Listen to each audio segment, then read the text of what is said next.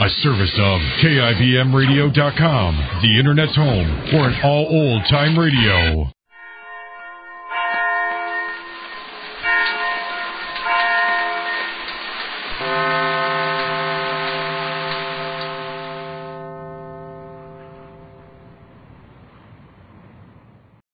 Your Coca-Cola bottler presents Claudia.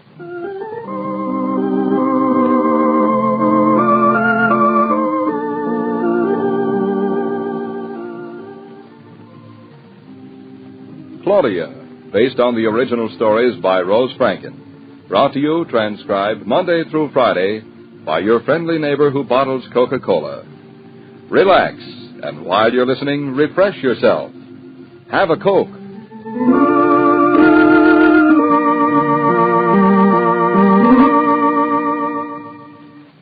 And now, Claudia.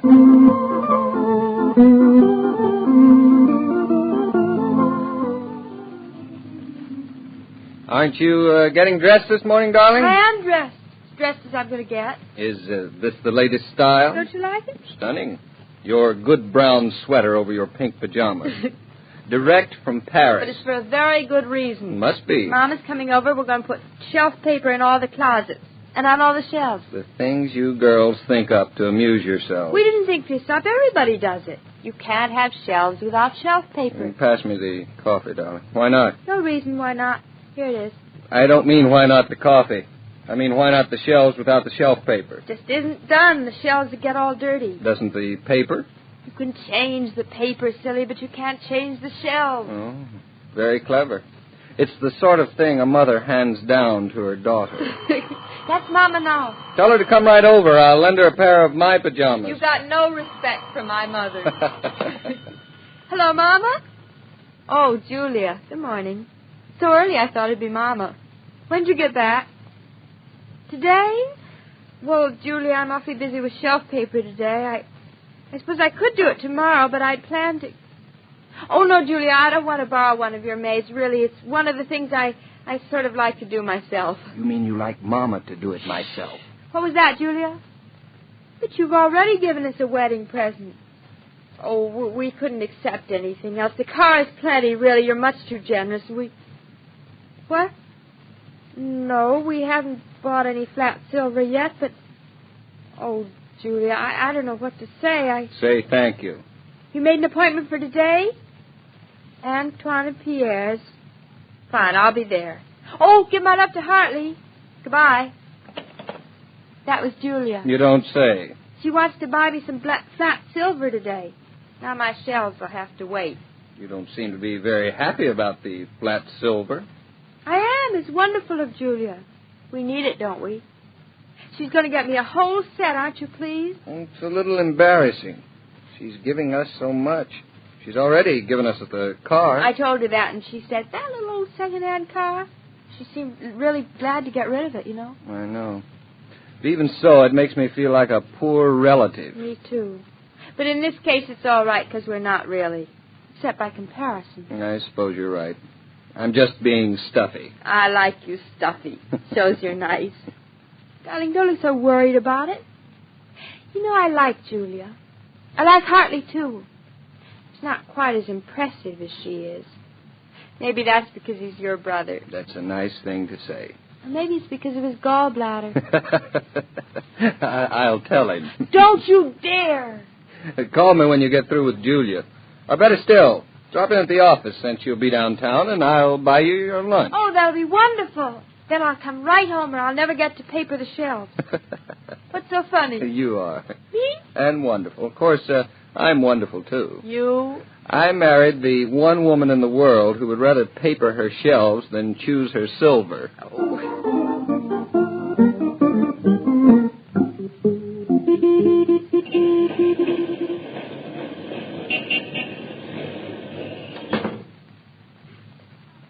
Is Mrs. Hartley Norton here? Oh, yes. Mrs. Hartley Norton is in booth 3. If it's about the samples for her draperies, you may go right in. No, I'm not about the samples.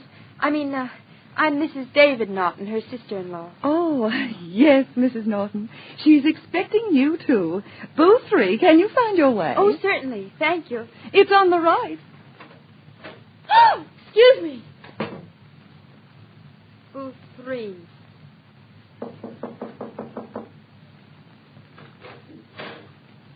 Oh, Julia, hello. Claudia, darling, hello. Am I early? I'll be out from under in a minute. What's the matter? You look like you've seen something terrible. I walked into the next booth by mistake, and I saw 2 eyes staring out of a sheet with a lot of ground or something around them. Did I imagine it, Julia?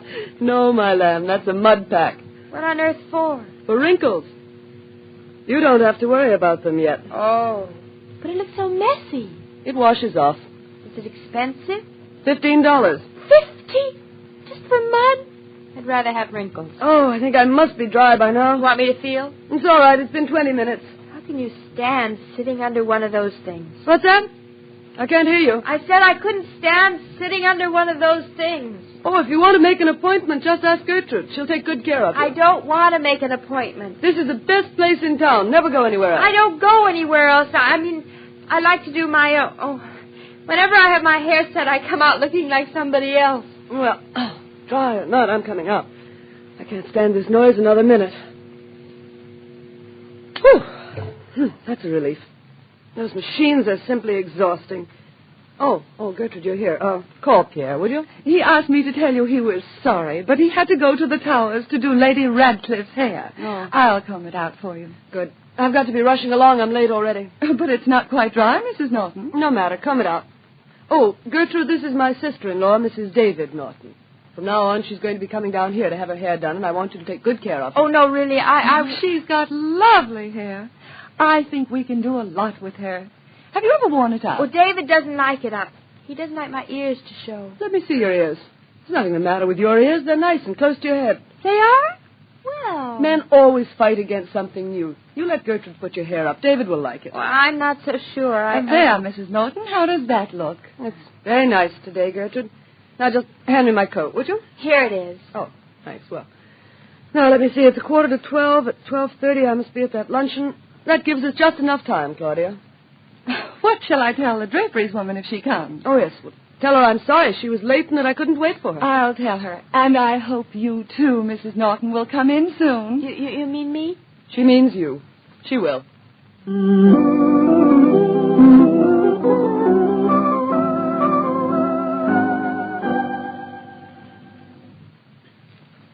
So quiet here.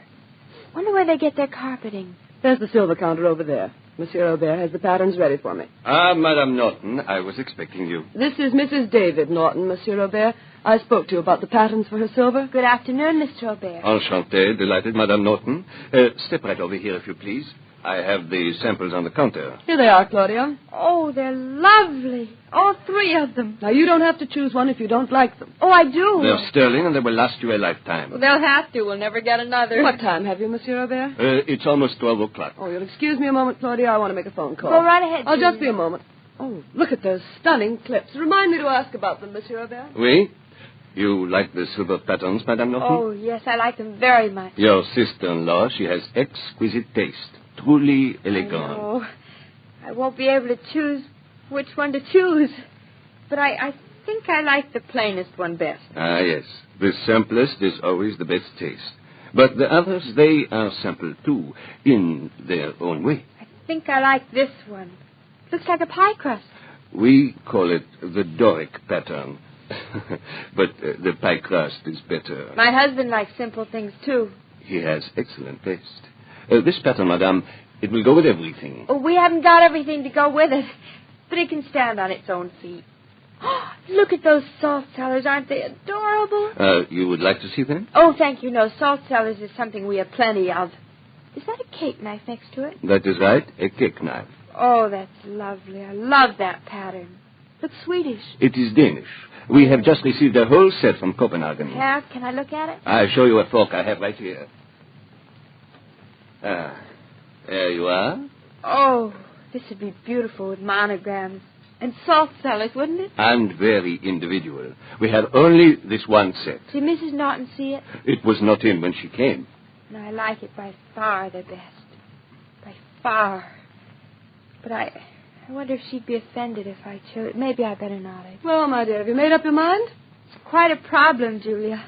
What is this fork? Oh, wait, that's just something Mr. Aubert was showing me. Julia, I think I'll take the one that looks like a pie crust. But I thought the other fork was of the pattern. No, the pie crust is the one I'd like, the one you chose, Julia. Monsieur Aubert, you didn't show me this other pattern. Well, I only received it this morning. Have you got the whole set? 18 of everything. It's very handsome. So simple. Do you like it best, too? By far the best. It's your choice, isn't it? Well, I do like the pie crust one that you chose.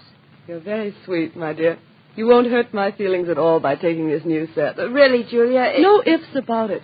If I'd seen it, I'd have chosen it, too. Then you don't mind about the others. On the contrary, I'm delighted to find you have such good taste. And that you'd sacrifice silver to feelings, my lamb. Feelings last a lifetime, too, Julia.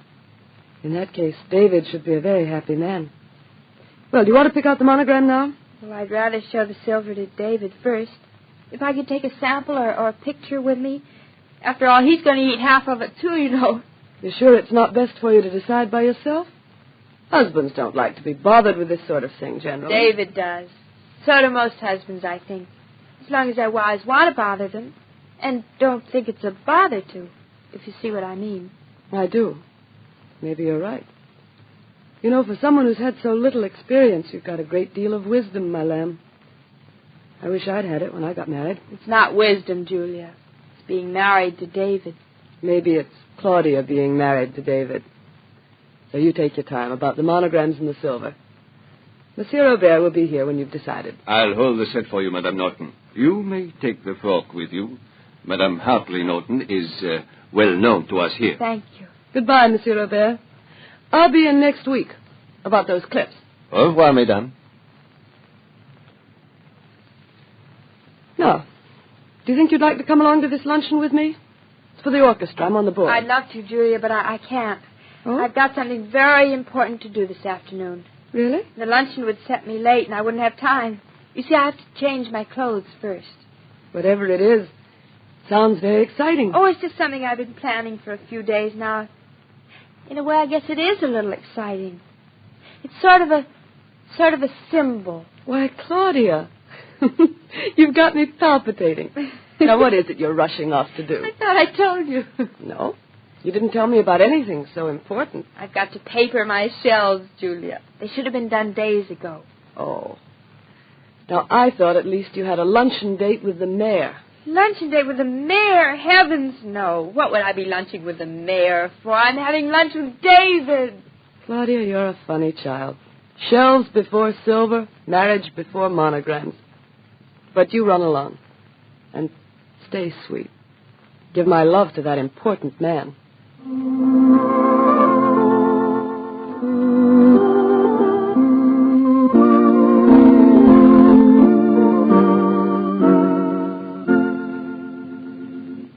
This broadcast of Claudia was supervised and directed by William Brown Maloney.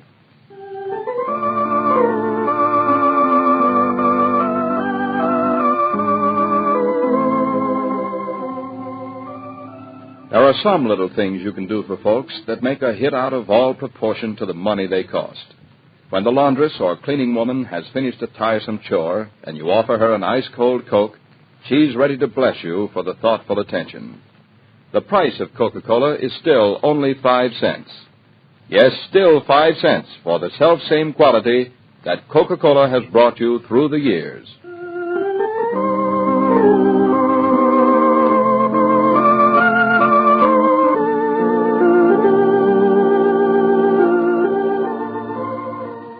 Every day, Monday through Friday, Claudia comes to you transcribed with the best wishes of your friendly neighbor who bottles Coca-Cola. So listen again tomorrow at the same time. And now this is Joe King saying au revoir, and remember, whoever you are, whatever you do, wherever you may be, when you think of refreshment, think of Coca-Cola. For ice-cold Coca-Cola makes any pause the pause that refreshes.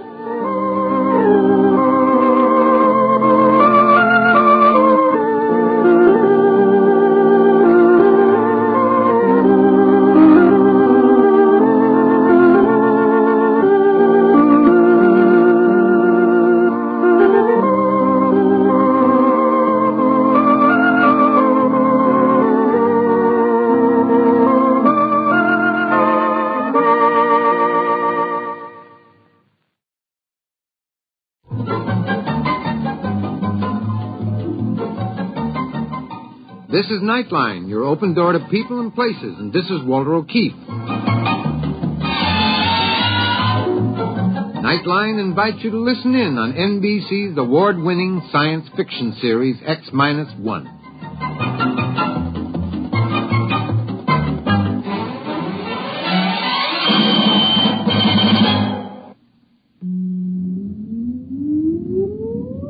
Countdown for blast off. X-5, 4, 3, 2, X-1, fire.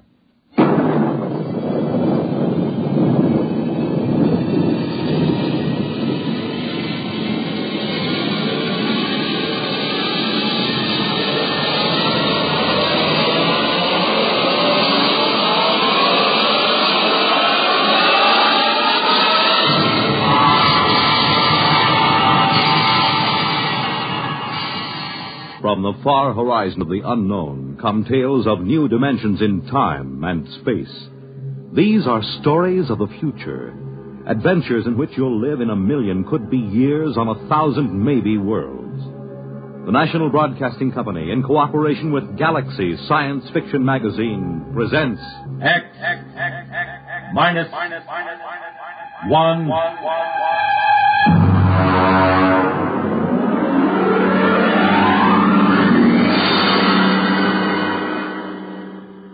Tonight, The Light, by Paul Anderson. But first, hear this. The glamour backstage at Broadway's newest hit musical show, the spectacular West Side Story, the novel experience of accompanying a congressman, Joseph Martin, as he searches out the complaints, compliments, and problems of his constituents on a grassroots tour of his district. The thrill of attending one of the top football games in the nation as Army versus Virginia. The excitement of spending late evening hours with the music of top artists performing in famous nightclubs in New York and Chicago. These are just a few of the highlights of the weekend entertainment Monitor has planned for you. Beginning tomorrow night, Gene Kelly, Milton Berle, Tab Hunter, and Tony Martin are among the celebrities who will be visiting you over the Monitor weekend. There'll be comedy by Fibber McGee and Molly and Bob and Ray. Music, news, and sports, all on Monitor. So why don't you start your weekend right with Monitor on Friday night and stay with Monitor all weekend long over most of these same NBC radio stations.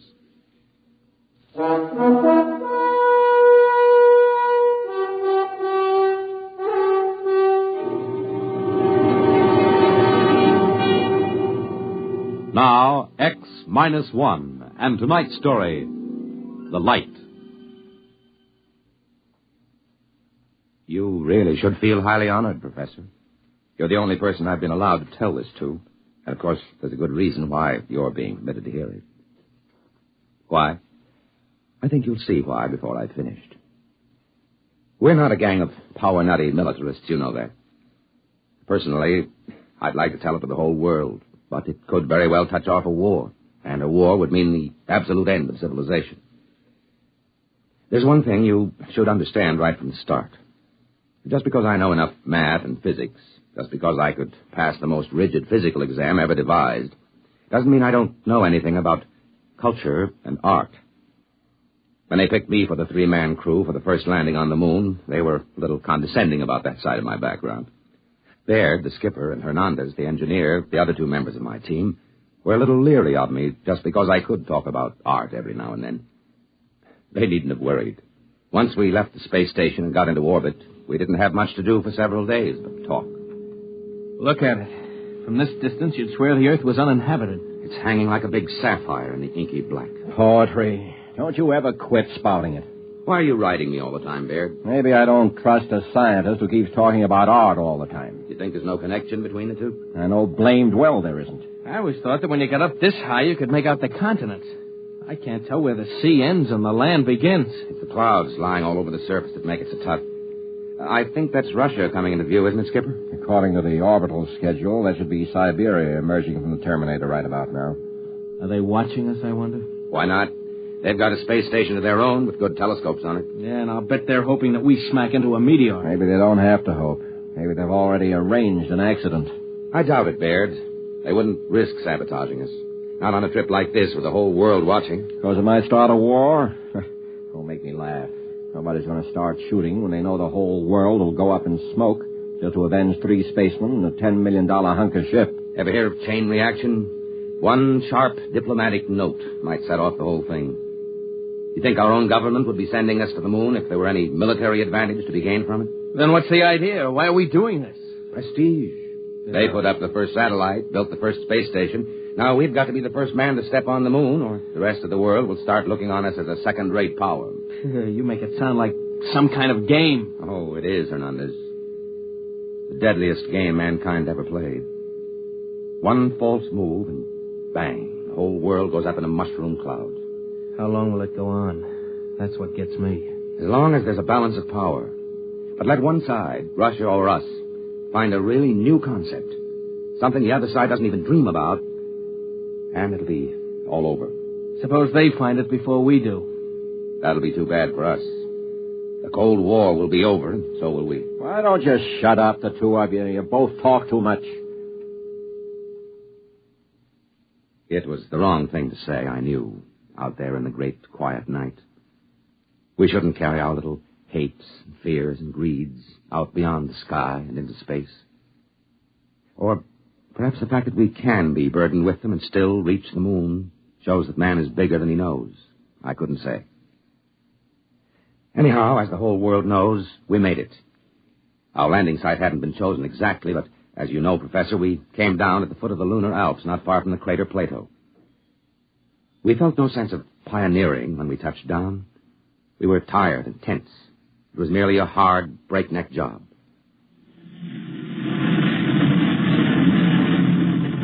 Hot rockets. Rockets off. Well, gentlemen, we're on the moon. Can we open the viewports? I want to see this. Go ahead, I'm bushed. Look at that. That light. I didn't realize it would be so bright. It's a cold, eerie light. It's not like our deserts on Earth. They aren't as bright or as dead. All right, that's enough gawking. Our orders are to draw lots to see who's first on the moon. All right, Hernandez, you draw first. Well, Professor, we drew lots. And, of course, everyone knows who won. I did. I was to be the first man ever to set foot on the moon. At least for a little while, that's what I believed.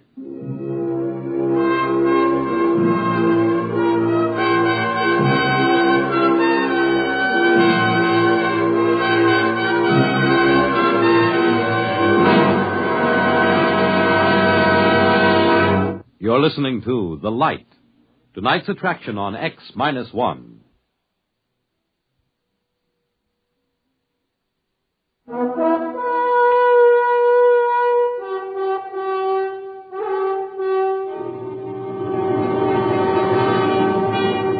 Now, back to X-1 and The Light. We were in heavy spacesuits, of course, and it wasn't any too easy to move about, even with the light gravity of the moon.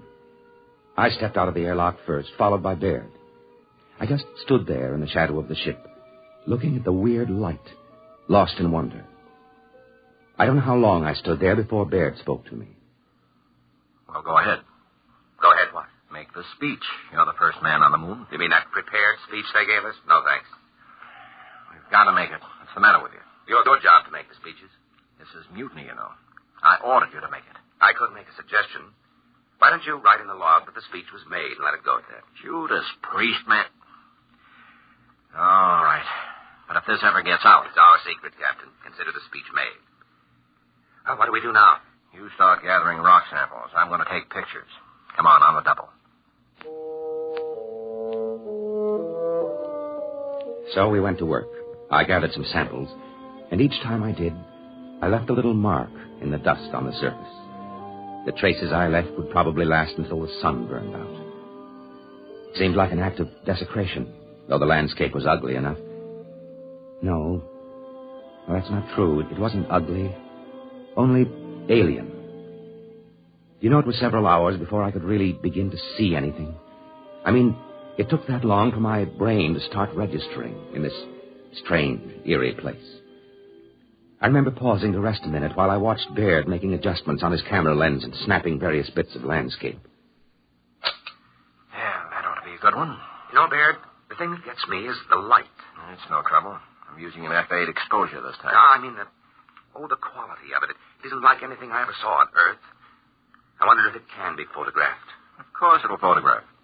You know, in a way, it reminds me of that weird brass-colored light you get just before a storm on Earth. But it isn't the same either.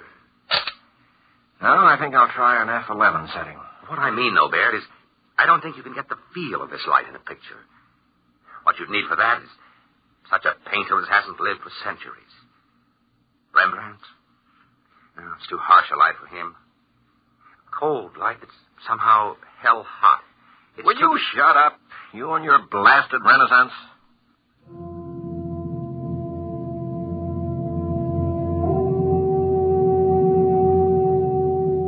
Well, I suppose Baird had a point. This was hardly the place for a chat about art. We went back to the ship after that, had a meal and a nap before setting out for more explorations. We decided to take a look at the Plato crater, and conditions were right for it, so we set off, all three of us this time. I won't describe the walk in detail. I can't. It wasn't simply the landscape and the lighting. On the moon, your weight is only 1/6 as much as it is on Earth, while the inertia remains the same. It feels almost like walking underwater, but you can move very fast once you get the hang of it. After a while, we reached the crater wall, climbed it, and stood looking down. Then Hernandez saw something and let out a yelp that almost split my ear when I heard it on the speaker in my helmet. Hey, look! What's the matter? What happened? There, in the floor of the crater, that mist. Yes, I see. Then they were right. Who? What are you talking about? The astronomers. They thought they saw something that looked like a mist in some of the big craters. They're right. It's right in front of our eyes. I thought there was no atmosphere here. How could there be mist? Maybe there's some kind of water table down on the floor of the crater. Hey, get back here. I want to go down for a closer look, Baird. And break your leg so we have to carry you home? No dice. You stay here. But we've got to find out. He couldn't break anything wearing that spacesuit. They're like arms. Stay here. I'll have your court-martial. Oh, Skipper, have a heart. Yeah, come on, Skipper. We've got to find out what that stuff is. In the end, we convinced Captain Baird, but he insisted we rope ourselves together before we made the descent. It was agonizing work getting down the lip of that crater, but we made it. We stood there silently on the floor of the crater, bathed in a cold, golden-white radiance. There's never been such a light on Earth. It seemed to pervade everything, drenching us, cold and white, like silence made luminous. It was the light of nirvana. And somewhere, somehow, I had seen it before. I stood there, unable to speak, until another yell from Hernandez brought me to my senses with a wrench. Oh, no. It can't be. Now, what's the matter, Hernandez? Look there in the dust of the crater. Look and tell me I'm crazy. Good Lord. Footprints. Footprints of a man. Who? There's only one other country on Earth that could send a spaceship to the moon yet. Yes, Hernandez. Russians. Are they still here, I wonder? We can't tell by staring at the tracks. They could be 5 hours old or 5 million years. But why haven't they told the world? Why haven't they been bragging about it? Why do you think? You mean they've found something of vital military importance? Look up at the Earth. Maybe right now they're planning their next move. The last move. I don't believe it. They couldn't have done it. They couldn't have kept it secret. Why not? They could have taken off in a black ship when our space station was on the opposite side of the planet. How would we know? Come on. Where? Back to the ship, of course. They'll have to know about this in Washington immediately. If they find out we know their secret, that could be enough, Bear. That could trigger the war. I've got a code. Are you sure it can't be broken? That it already hasn't been broken? Shut up, you troublemaking whelp. Let me alone. Just the same, Skipper. We better follow those tracks. See where they lead to. We didn't bring any weapons. I'd be surprised if they were as careless. There, listen to me. All right, court-martial me later if you want, but listen. We can't just go back to the ship, never knowing for sure what these footprints are and who left them. How much looking can you do? In less than 1 hour, the sun will sink behind the lip of the crater. When that happens, it's going to get cold. Colder than anything you've ever imagined. I've got a heating unit in my suit. Good for 20 minutes at the most against a cold like that. Barely time to get back to the ship. All right. I'll take the chance and get back in time. But let me follow those footprints, Baird. It's your duty to let him, Baird. All right, permission granted. God help you.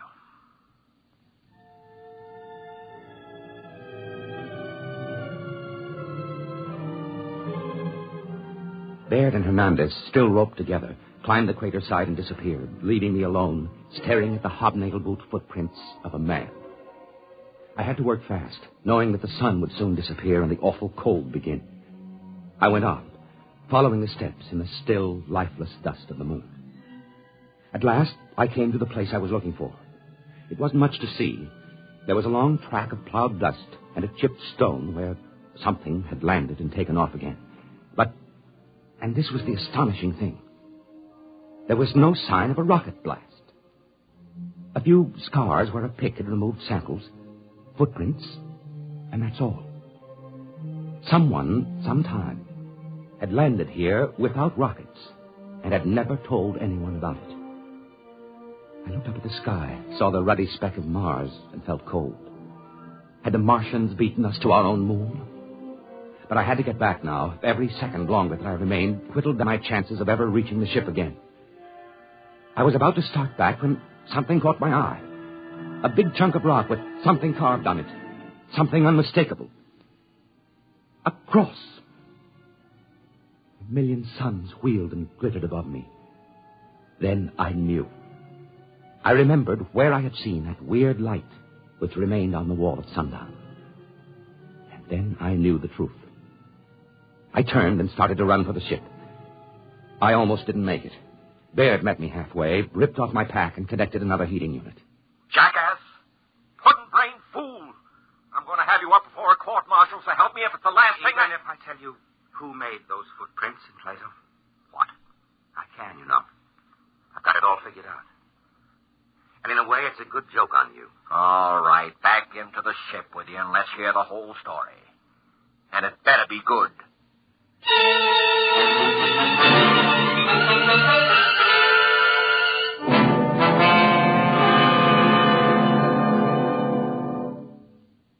Of course, intelligence has been working night and day ever since we returned and made our report. They know we were telling the truth. And that's why you've been drafted, Professor. We're going overseas together, you and I. Officially, we're tourists. You search the archives, and I'll tell you when you've turned up something we can use. Oh, we'll find it. We'll find something. It couldn't have been done by rockets, you see. Even if the physics had been known, which it wasn't. The chemistry and metallurgy wasn't there. But there was something else. Anti-gravity? Maybe. Whatever it is, when we find it, the Cold War will be over and we'll have won. You don't get it? Professor, I'm shocked and grieved. You're a historian, a cultured man. All right, then. Our first stop is the National Gallery in London, where there's a painting called The Virgin of the Rocks. In that painting, you'll see a light, cold and pale and utterly gentle. A light which never shone on Earth. A light playing over the mother and child. And the artist, Professor, but of course you know the answer now. The artist was Leonardo da Vinci.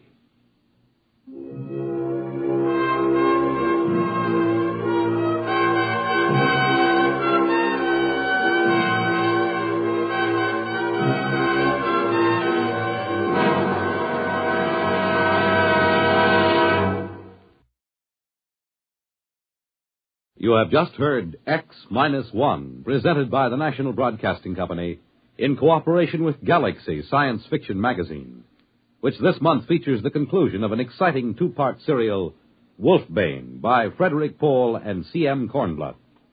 Read it in Galaxy Magazine on your newsstand today. X-1 has brought you The Light, a story written by Paul Anderson and adapted for radio by William Welch. Featured in our cast were Carl Weber as the narrator, David Kerman as Captain Baird, and Bob Hastings as Hernandez. Your announcer, Fred Collins. X-1 was an NBC Radio Network production.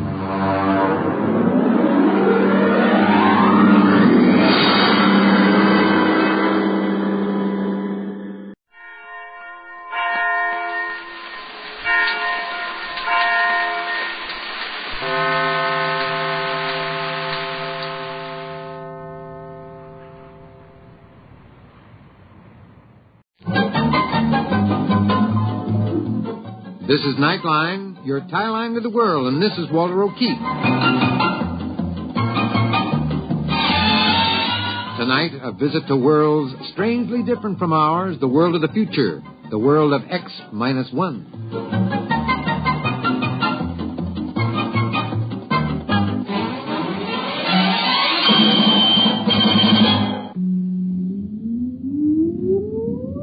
Countdown for blast off.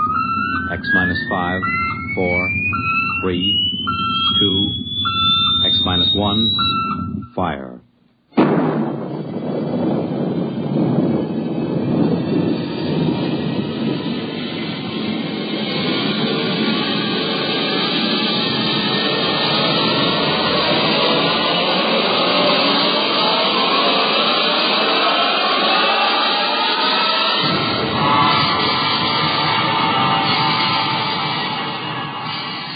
From the far horizons of the unknown come tales of new dimensions in time and space. These are stories of the future, adventures in which you'll live in a million, could be years, on 1,000 maybe worlds. The National Broadcasting Company, in cooperation with Galaxy Science Fiction Magazine, presents X-1.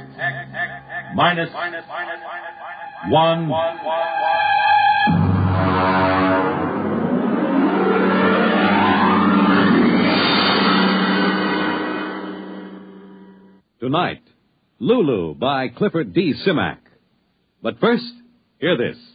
Well, I want to go there, when it calls my number, yeah. And I want to go there, when it calls my name, oh, Lord. Well, hi there, everybody. This is Red Foley, and right at this minute, I'm sort of combining work and pleasure, you might say, by enjoying some of the good harmony of the Marksman Quartet and also picking out some of their songs to do on future broadcasts of our Red Foley show here on NBC. You know, Saturday has come to be my favorite day of the whole week, and I think there's a pretty good chance that we can make it a better day than ever for you with the fun that we stir up here in the Ozarks. In addition to the Marksman, I'll bring with me some of the other top favorites in our field, and of course, the guests that you tell us you want to hear. So let us be a regular part of your Saturday schedule. Won't you do that, please? Tune in our NBC program, The Red Foley Show, and we'll do our doggonest to make it worth your while.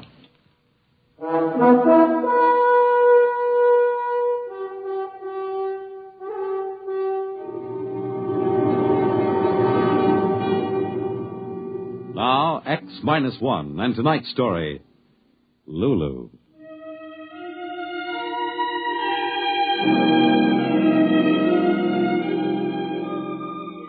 Technically, she was a PER, a planetary exploration robot. That meant she was equipped to do just about anything necessary to meet any kind of conditions on any planet she explored. She carried a crew of 3 inside of her, and she was able to talk to them and take care of them and adapt herself to their needs. Yes, sir, she was the complete spaceship. Robot, mother, base of operations, and companion all rolled into one. Her communicators and memory banks were stuffed with every conceivable kind of information. And we called her Lulu. That was our biggest mistake.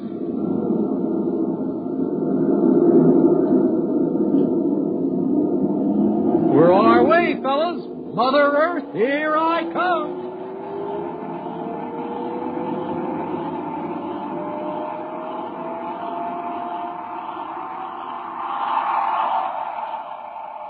Was the takeoff satisfactory, boys? A thing of beauty, Lulu. The captain's compliments. Thank you, boys. No matter how long I live, I'll never get used to a ship talking to me. Oh, you lack a poetic soul, Gus. Now, me, I catch the full wonder of the situation. Personally, I'm hungry. What would you boys like the kitchen to fix for supper? I'll have a nice, juicy steak. Gus? Something light, Lulu. Maybe a couple of eggs. And you, Jimmy? Whatever you want to fix. Surprise me. Very well. I'll relay the information to the kitchen robot.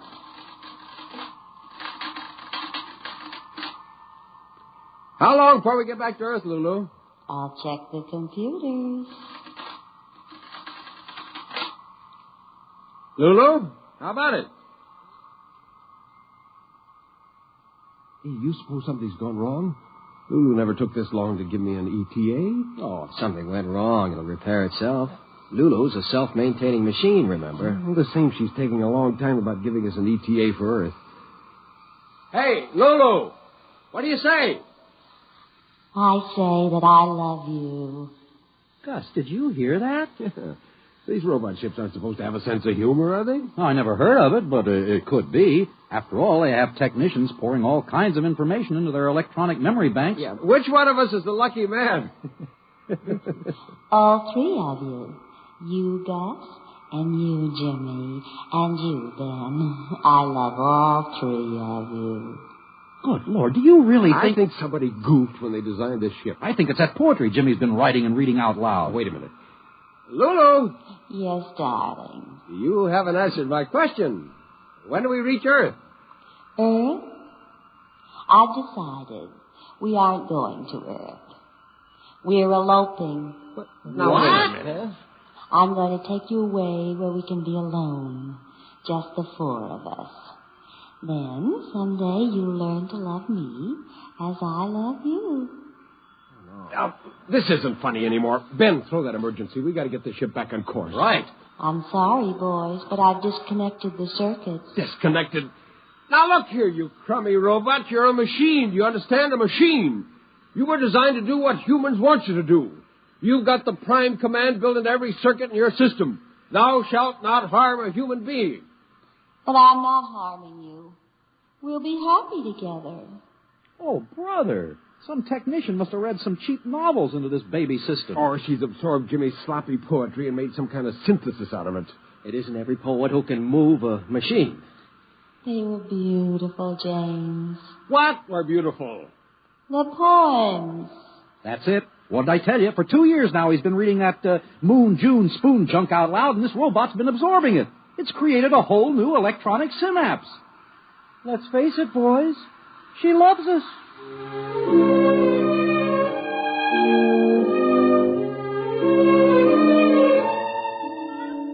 So that was it.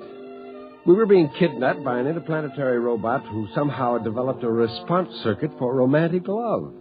Not just the practical kind of love, oh no, but the kind that exists in cheap novels and romantic mags and the maudlin poetry of one James Carter, amateur lyricist. Well, we went to sleep that night, hoping by morning Lulu would come to her senses. Darling. Time to wake up, darling. Holy mackerel. Hey, fellas, she's still at it. Yeah, I know. I was whispered awake, too. Hey, fellas. Come close. I don't want the receptors to pick this up. Yeah? Lulu's a machine, right? Yeah. A machine likes order, usefulness. Whoever heard of a machine that did nothing? So that's it. We're slobs. Get it? Worthless, useless slobs. We do nothing but bum around the ship. After a while, Lulu gets fed up with us just hanging around the ship. She wants to get rid of us. She takes us back to Earth. It's worth a try. I'm for it, but what do we do first? I don't know about you fellas, but I'm getting drunk.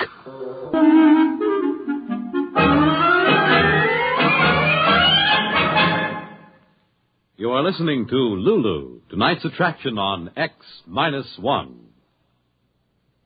October is the month designated by the National Congress of Parents and Teachers as Membership Enrollment Month. 11 million members, the population of California or of Pennsylvania. That is their goal. We want to salute the PTA members all over America who will be going out in search of others to join them in the great work of training children to become mature citizens in a mature America. You need not be a parent or a teacher to belong to your PTA. All you need is an interest in children. For more than 60 years, that kind of interest has provided the spark that has helped the PTA achieve many of its social and educational goals. Establishment of kindergartens, effective child care, labor laws, broader educational opportunities. These are some of the achievement the PTA can claim. You can become part of this great movement just by saying yes to the neighbor who calls on you this month and invites you to join your PTA.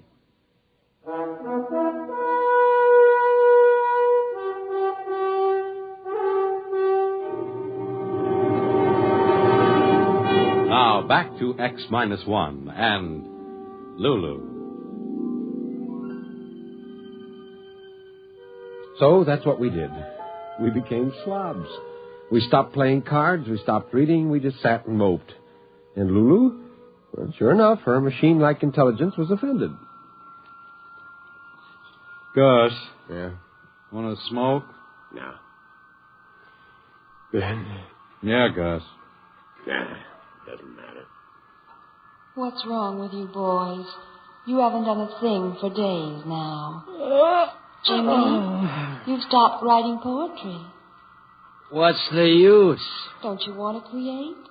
To be romantic? Well, don't you? I couldn't care less. I'd hate to think that I bored you. All right. If you want to mope and suck, go ahead. I'm still a young spaceship, you know, and I've discovered what it means to be in love.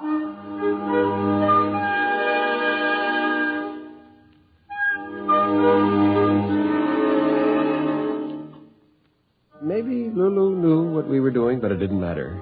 Her womanly sense of a lover outraged was stronger than her robot logic.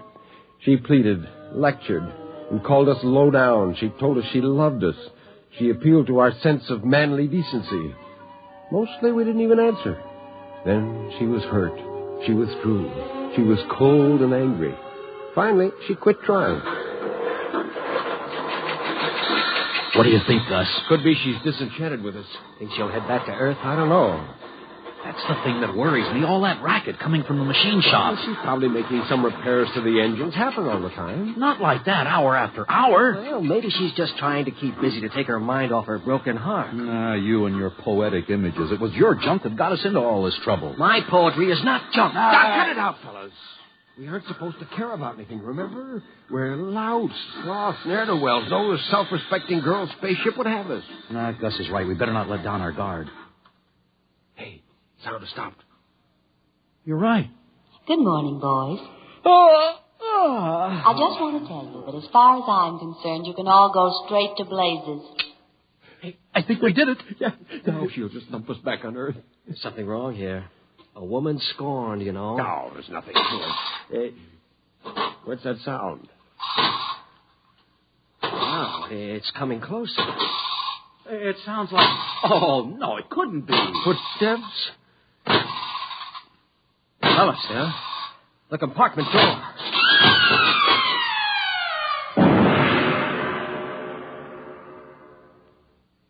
Holy mackerel. A robot. What a monster. He must weigh 5 tons. I don't understand how. I do. She made him. Lulu? Who else? That's what that racket was in the machine shop. Look out. He's coming in. Order him to stop now. Maybe he's got a human response vector. Stop! Hold it! He's still moving. Boys, meet Elmer. Elmer? Are these the human pipsqueaks you used to be infatuated with before you made me, sweetheart? Ridiculous, aren't they, darling? Ha, ha, ha, ha, ha. Out of the way, Buster. Oh. Hey, this baby plays rough. Hey, Lulu, what's the big idea? The big idea, boys, is that now I've got myself a real man. One who loves me without reservation, blindly, madly, and eternally. Right, Elmer? You said it, kiddo. Me for you and you for me from here to eternity. I am yours and you are mine, and I cannot live without you. You're my everything. How much do I love you? Let me total up the ways. Be mine, I'm yours.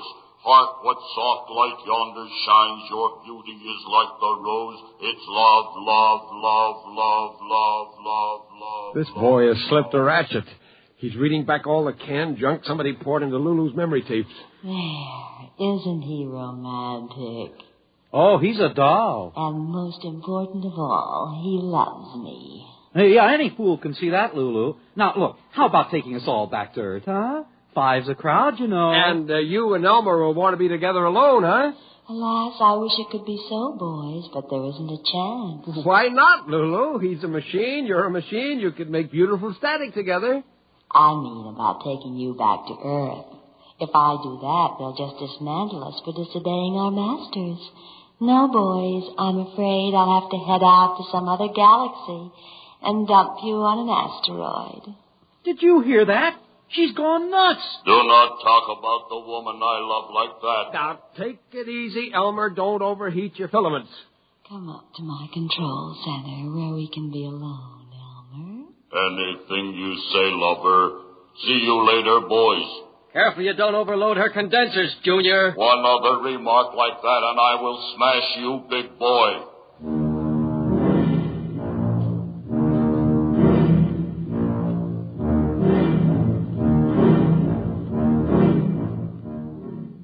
Well, that was it.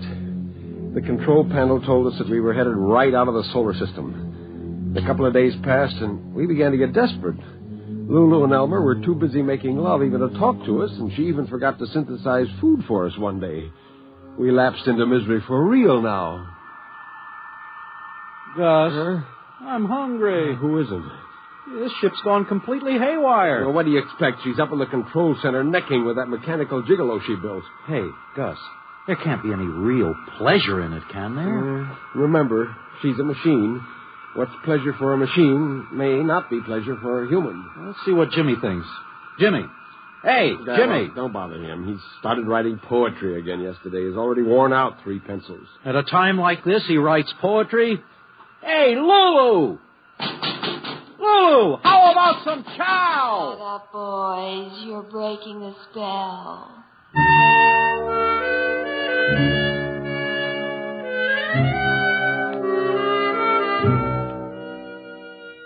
Well, that's how it went. We didn't get any food at all that day. By nighttime, we were worn out from banging on Lulu's walls. I was exhausted and fell right asleep. Then something woke me. Ben! Ben, wake up. What's up? It's Jimmy. I think he's gone off his rocker. Why? He's up in the forward compartment. He's opened the radiation shield so the moonlight and the stars can come in, and he's standing there alone. Come on, we better get him. The strain was probably too much. Quiet now. We don't want to startle him. Wanderer of the far ways between the two faces of eternity she was. True forever to the race that forged. He's reading poetry. To himself? To himself. Hold it. Wait, I think I know what's happening. You mean he's reading to Lulu? Oh, what's more important, she's listening. Go on. Don't stop. It's too beautiful. Wanderer of the far ways. He'll ruin us. Between the two faces of eternity she was. Uh-oh. True forever. Here comes Junior, and he sounds mad. And with the winds of alien space blowing in her hair, wearing a circlet. Shut up. What are you trying to do, big boy, reading that stuff to my girl? Now, Elmer, take it easy, boy. Let me have that poem. I will show you what combustion is. No, sir. You can destroy me, but not this poem. This is my work of art. My love song to Lulu. Give me it. Jimmy! Let him have it. He'll kill you. Hey, he's going to strike Jim. Jim, look out!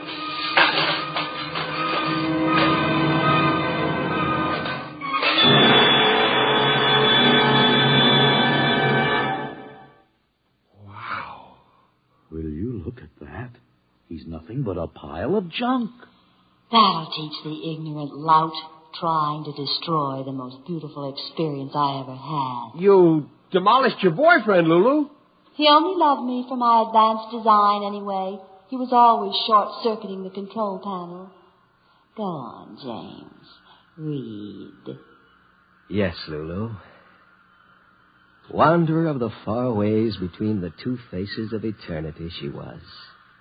True forever to the race that forged her. With the winds of alien space blowing in her hair, wearing a circlet of stars as her crown of glory. It's more than I can bear, James. You do love me after all? Gus! The rockets! She's changed course! We're going home, boys. Back to Earth. Whatever happens now, I don't care. I've been a woman in love.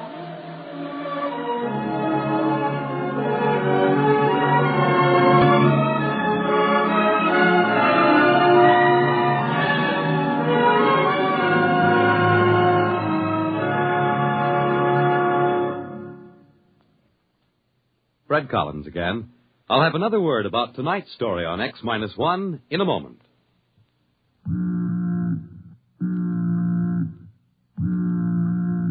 That how you feel? Blue and miserable with a deep-down cold? Listen.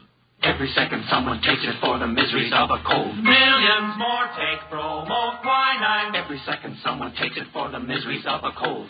Get bromoquinine brand cold tablets.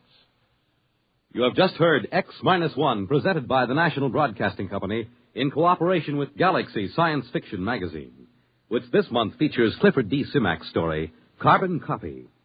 Being a real estate agent and a devout angler, Homer Jackson knew a clean sail from a fish story. But not this time. Galaxy Magazine, on your newsstand today.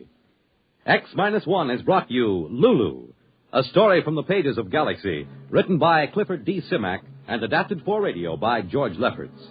Featured in our cast were Jan Miner as Lulu, Nelson Olmsted as Gus, Jim Stevens as Jimmy, Walter Black as Ben, and Henry Norrell as the robot. This is Fred Collins. X-1 was directed by George Boutsas and is an NBC Radio Network production.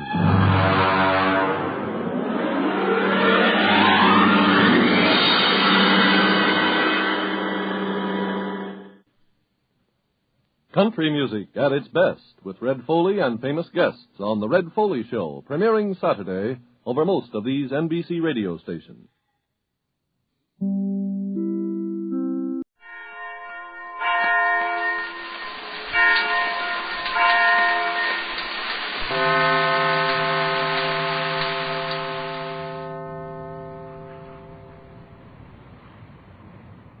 The stolen Euclidean submarine is still racing for Los Angeles. Hour after hour, the powerful explosions of compressed gas have driven the speedy boat on toward its goal. It is now noon, and a blazing summer sun is beating down on the waters of the Pacific Ocean. The submarine is very near the surface of the water, and in the control section, Captain Bradford, Mrs. Gregory, Jerry, and Joan are discussing a shadow on the water directly above them. I don't like the looks of that shadow. The shadow is harmless. Sure, but what's making the shadow? Looks to me like a good-sized plane, and a plane flying not any too high. That is precisely what casts the shadow. One of the Euclidean planes? Undoubtedly. That is one of the planes from the island, and the pilot is very carefully keeping his shadow directly over us at all times. Oh, then maybe that shadow can hurt us. Now, Jerry, you've been around that magic island so long, you're imagining things. Well, what's that shadow doing there, then, if it's not for our benefit? The shadow is probably kept over us for a definite reason. The pilot of the Euclidean plane knows that while we are conscious of his proximity, we are less likely to attempt communication with the shore. But we'll have to communicate with the shore in a few hours now, won't we? It is quite possible we will attempt to land without any communication to the shore. But, Joan, we've told you that it's out of the question. You simply can't land a strange submarine, particularly one carrying as many unique weapons as this one, without getting yourself thoroughly put in jail. And they'll do it, too. I think we ought to let them know we're coming. Well, I don't. We'd never get anything accomplished if the waterfront found out what was going on. We are now passing Point Loma. Point Loma? Just off San Diego? So soon, Joan? We are making good speed, Captain Bradford. We will reach Los Angeles Harbor in slightly more than 2 hours. Gee whiz. Point Loma. I wish the Coast Guard over there in San Diego knew what was going on. Boy, what they wouldn't do to that plane over us. The thought makes it seem almost worthwhile to try letting them know we're out here. Too risky, Pat. Though it would seem mighty good to know those Coast Guard boys were rolling that big plane of theirs down the ramp. I think it would be foolish. We must proceed to Los Angeles at once. Couldn't we go up on the surface? Just long enough to open the observation hatch and take a look at the shoreline? Homesick, Jerry? Well, maybe I am. A little. What is homesick? Don't you feel homesick for the Magic Island, Joan? I do not know what homesick is, so I cannot tell whether I feel it or not. But I do not feel at all ill, so I presume I do not feel homesick. Gee, that's funny. She don't even know what homesick is. I'm not sure that it's very funny, Jerry. Think of not having any place you cared enough for to be homesick. Gosh, that wouldn't be so good. What is homesick?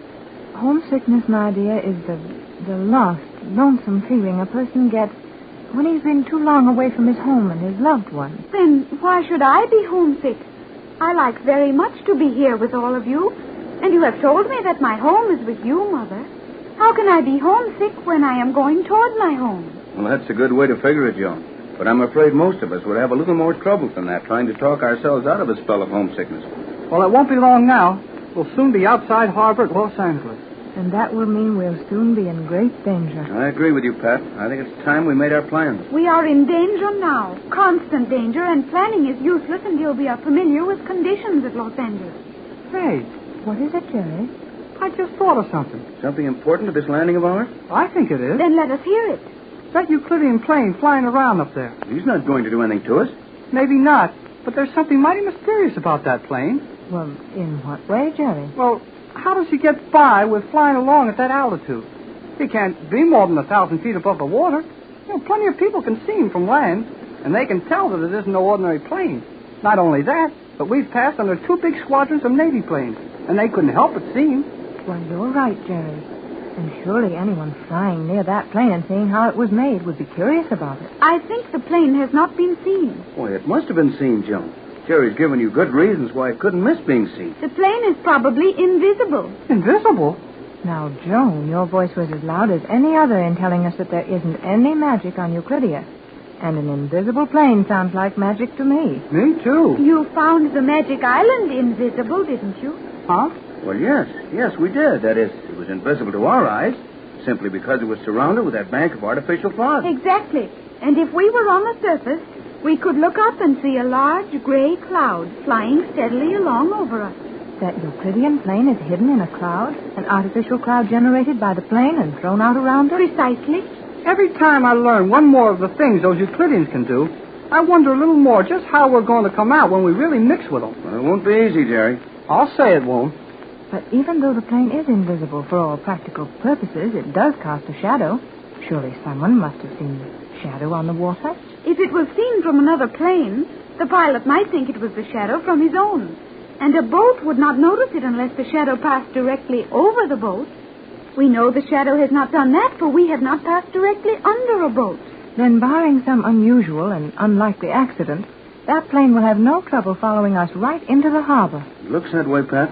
Boy, there'd sure be something doing inside that plane if another pilot took a notion to fly through there. That would be unfortunate. At least that, my dear. I think we'd better stop speculating as to what might happen to somebody else if they flew into a cloud and start figuring what's liable to happen to us when we get into port. Well, we can't figure anything until we get there, can we? That is correct, Jerry. Planning would be useless without knowledge of local conditions at our destination. But how are we going to land, Joan? I have told you, Mother.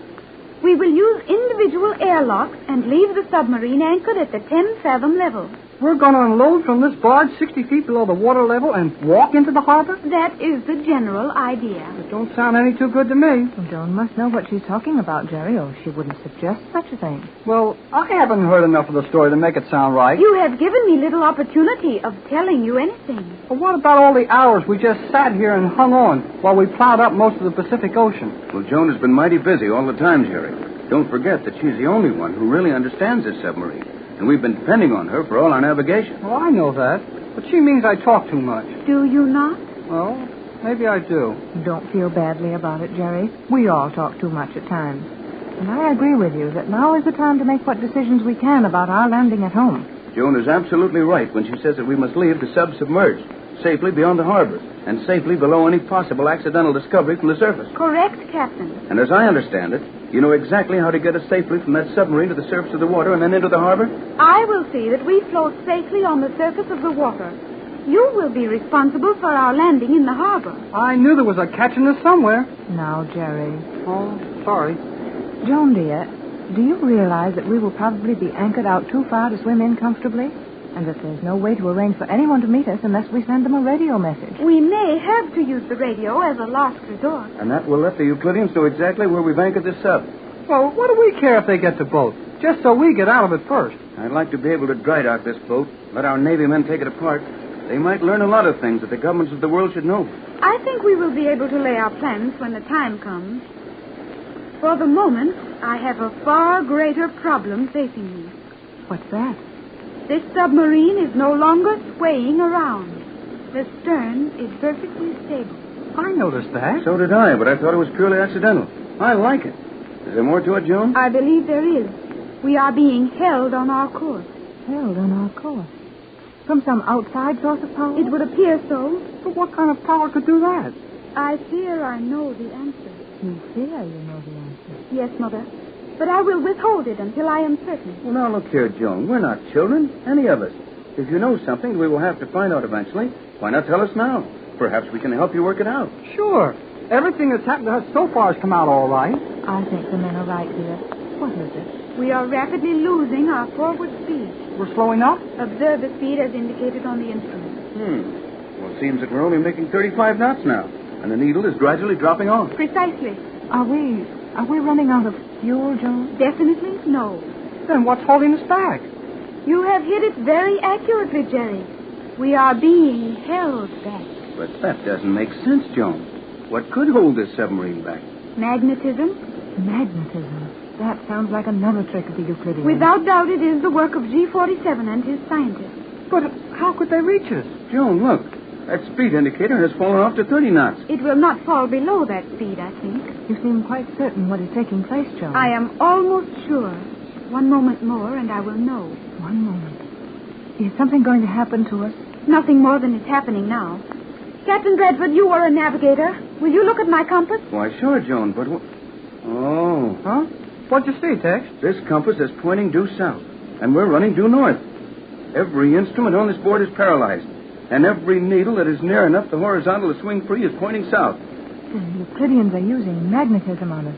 They're sending out magnetic beams from that island to hold us back. I don't believe it. Even on the Magic Island, they haven't got strong enough magnetic powers for that. Oh, maybe they could pull the compass around, but they sure couldn't hold the submarine back. Correct, Jerry. It is not being done from the island, but it is the work of the Euclideans. From that Euclidean plane flying over it? No, Pat. Wait a minute. I think I've got it. There's the Euclidean submarine right behind us. Oh, no, Ted. Yes, Mother. Oh, but how? You must be wrong, Joan. You said this was the fastest sub on the island. Yes, but do not forget that we lay at the bottom of the ocean, practically motionless for hours. You're right. And every time we had to dive to get away from those bombs, every time we had to submerge to keep out of trouble, there was a sub gaining on us all the time. Gee, one of those Euclideans plowing along our course, just waiting for a chance to catch up with us. But how could they have been so sure of our course? That is one occasion where the very perfection of Euclidean machinery has betrayed us. Any Euclidean submarine commander would know that we would be navigating with the automatic devices, and that our course would be the regular Euclidean course to Los Angeles. He could not fail to follow us. And now, there's one of those submarines practically on top of us. He must be pretty close, isn't he, Joan? Within a mile, or his magnets would not hold us back. Well, what are our chances? To outrun that submarine, we have no chance. But he will never shorten the distance between us. Well, that's all right here. But when we get to Los Angeles, what then? Yes, Joan, what then? We can't possibly get out of this submarine and escape during the few minutes it will take him to catch up with us after we stop. Well, I don't see what we can do about it. It's up to you, Joan. I see no more chance of escaping that submarine than you do. That is, if we attempt to stop at Los Angeles. Attempt to stop?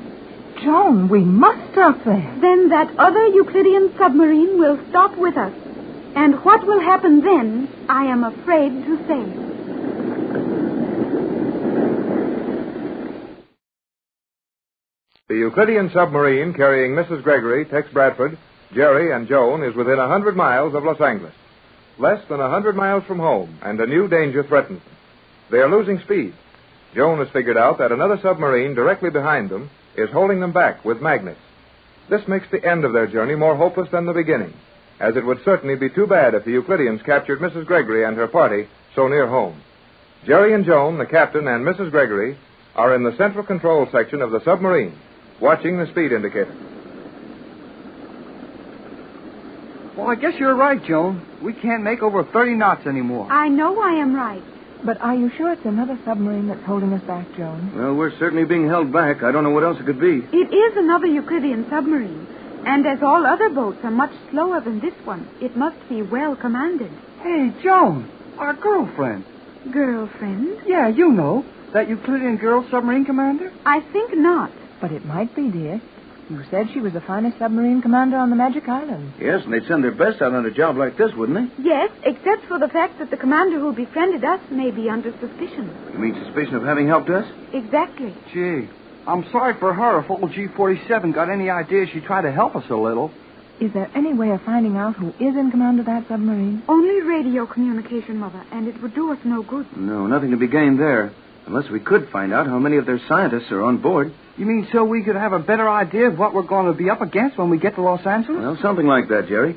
I thought I might get an idea as to what they're most likely to do if I could find out who's on that boat. That would make very little, if any, difference. The Euclideans are so well versed in all sciences that any of them could perform what tasks might be necessary to interfere with our landing.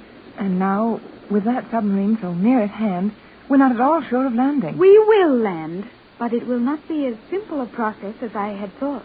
I don't see any chance of landing at all. I'll bet we can figure out some way, Jerry. We haven't come over 4,000 miles in this submarine to give up that easy when we get to the end of our trip. I don't see any hope of doing anything. We will think of some plan before we approach the harbor. But those men, or whoever is back there in that other submarine, aren't just sitting around idly. They're planning, too. Naturally. But we have an advantage over them. I can't see it. We may plan to do as we please, and may execute our plans on the spur of the moment. Our pursuers will find it necessary to forestall our plans, and that is most difficult. You're right there, Joan. It's always a lot easier to think when your whole job is getting away from something than when you have to figure out what the other fellow's going to do and stop you. But if that submarine behind us can follow us right into the harbor by simply hanging onto us with magnets, we haven't even room for a plan. You must not be too sure of that, Mother. Isn't there some way we can lose that guy back there? Not as long as his current holds out. I have one possible way to halt the progress of that boat. But I do not want to use it except as a last resort. It seems to me that we're not far from a last resort. Yeah, and if you know any way to get rid of that fella, this looks like a swell time to do it. I do not think the emergency is great enough. Well, you know best about this equipment, Joan. But I'd say we didn't have any great amount of time to waste. We're nearly to Los Angeles, Joan. We'll have to act very rapidly to get away from that boat with any margin of safety. That is true. But it might be very dangerous to lose them too quickly. I don't see why. If you're trying to get away from somebody, the sooner the better. What if you escaped from them early enough to afford them the opportunity of making additional plans to recapture you? Huh? You mean that if we succeeded in losing our pursuers now, it would only give them another chance to capture? Precisely. Well, I can understand that all right. Your idea is correct, Joan, providing we can stop them at the proper time. That is, of course, our problem. What do you propose to do, Joan? Use our magnetic bombs on that other submarine and hold it motionless for a period of time sufficient to allow us to escape from this boat to the surface. Magnetic bombs? The same kind of bombs the Euclidean plane dropped on us? Exactly the same type of bomb. But, Joan, do we have any of those bombs? To be sure, Mother. I have told you this submarine is fully equipped. Well, I certainly don't see anything that looks like a supply of bombs. Oh, never mind, Tex. They're probably just a lot of little pills like those big dinners we've been eating. How large are those magnetic bombs, Joan? Approximately 1 cubic inch. 1 inch? Gee whiz. A bomb 1 inch square will hold a submarine still in the water? If the bomb is placed near enough to the boat, certainly. Golly, where are those things? I will show you when the time comes to use them. And how will we know when that time has come, dear? Yes, Joan, we'd better know exactly what your plan is. And if, we have to act quickly, we won't be in the dark as to what we're supposed to be doing. That submarine will not gain on us. They must remain at a distance of approximately 1 mile. That will give us ample protection when we enter the harbor. You're going to wait till we get into the harbor to turn those bombs loose? That might be dangerous to other shipping, Joan. We don't want to excite a lot of suspicion as to our movement. In that event, we will release our bombs at an appointed place outside the harbor. That other submarine will be held powerless at that point for a sufficient length of time to permit us to escape. I think you're right, Joan. The longer we wait, the more chance we'll have of holding that boat powerless. At the time, our safety will depend on the fact that it is powerless. I guess that part of it's all right.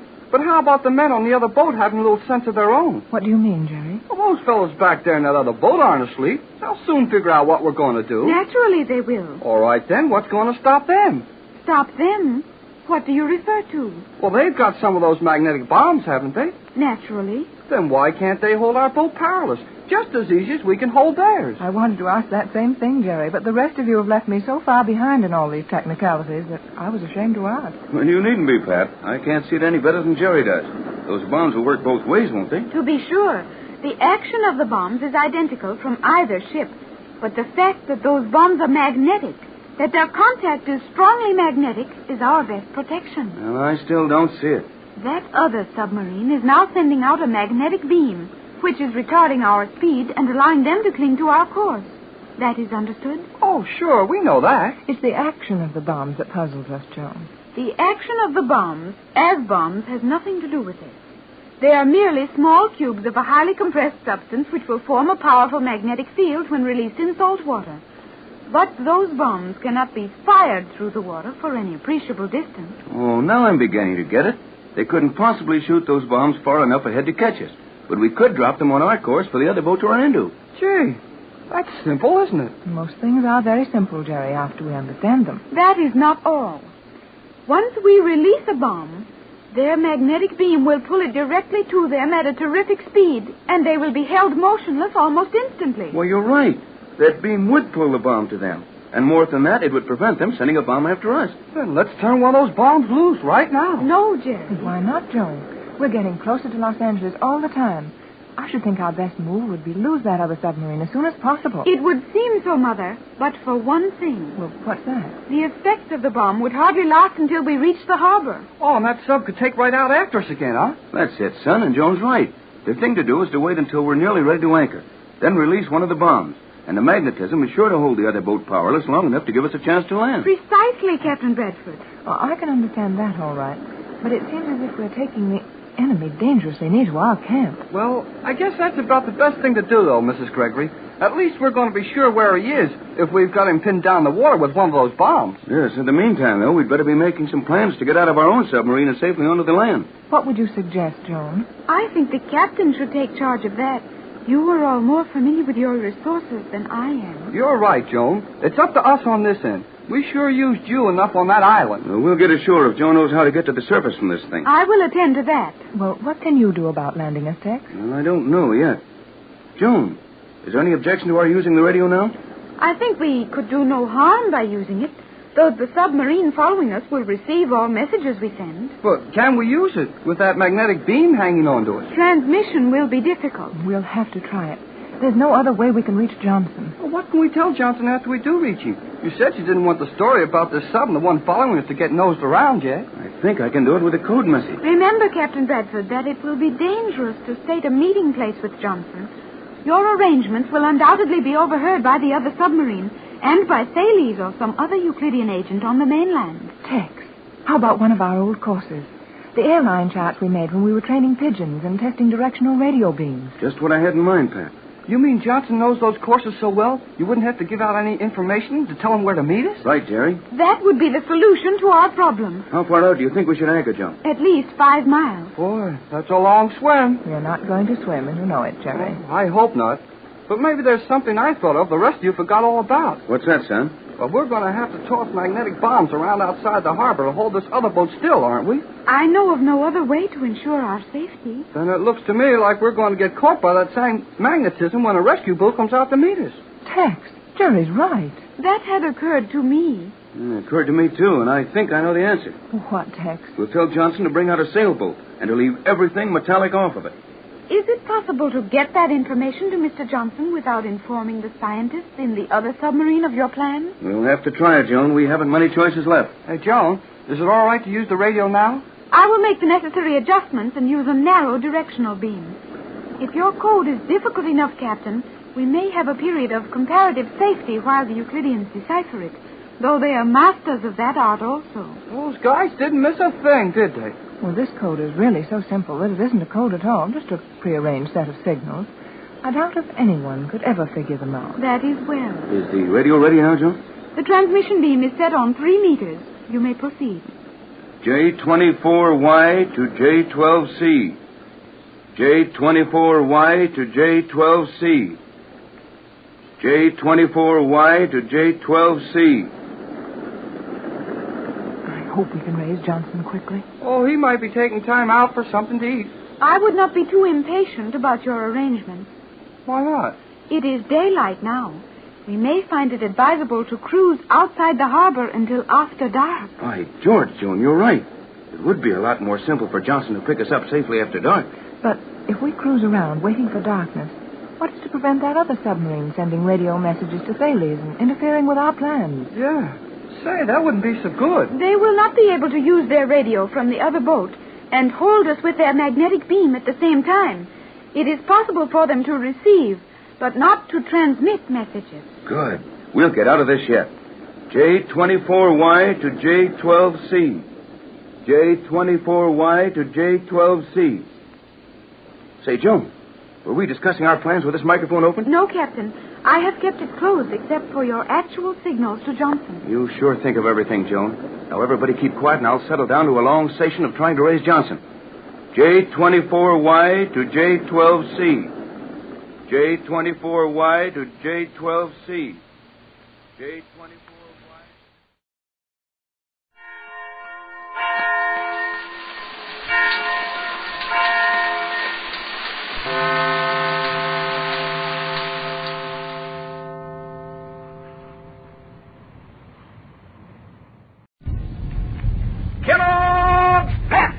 The Super Delicious Cereal presents The Adventures of Superman. Faster than a speeding bullet.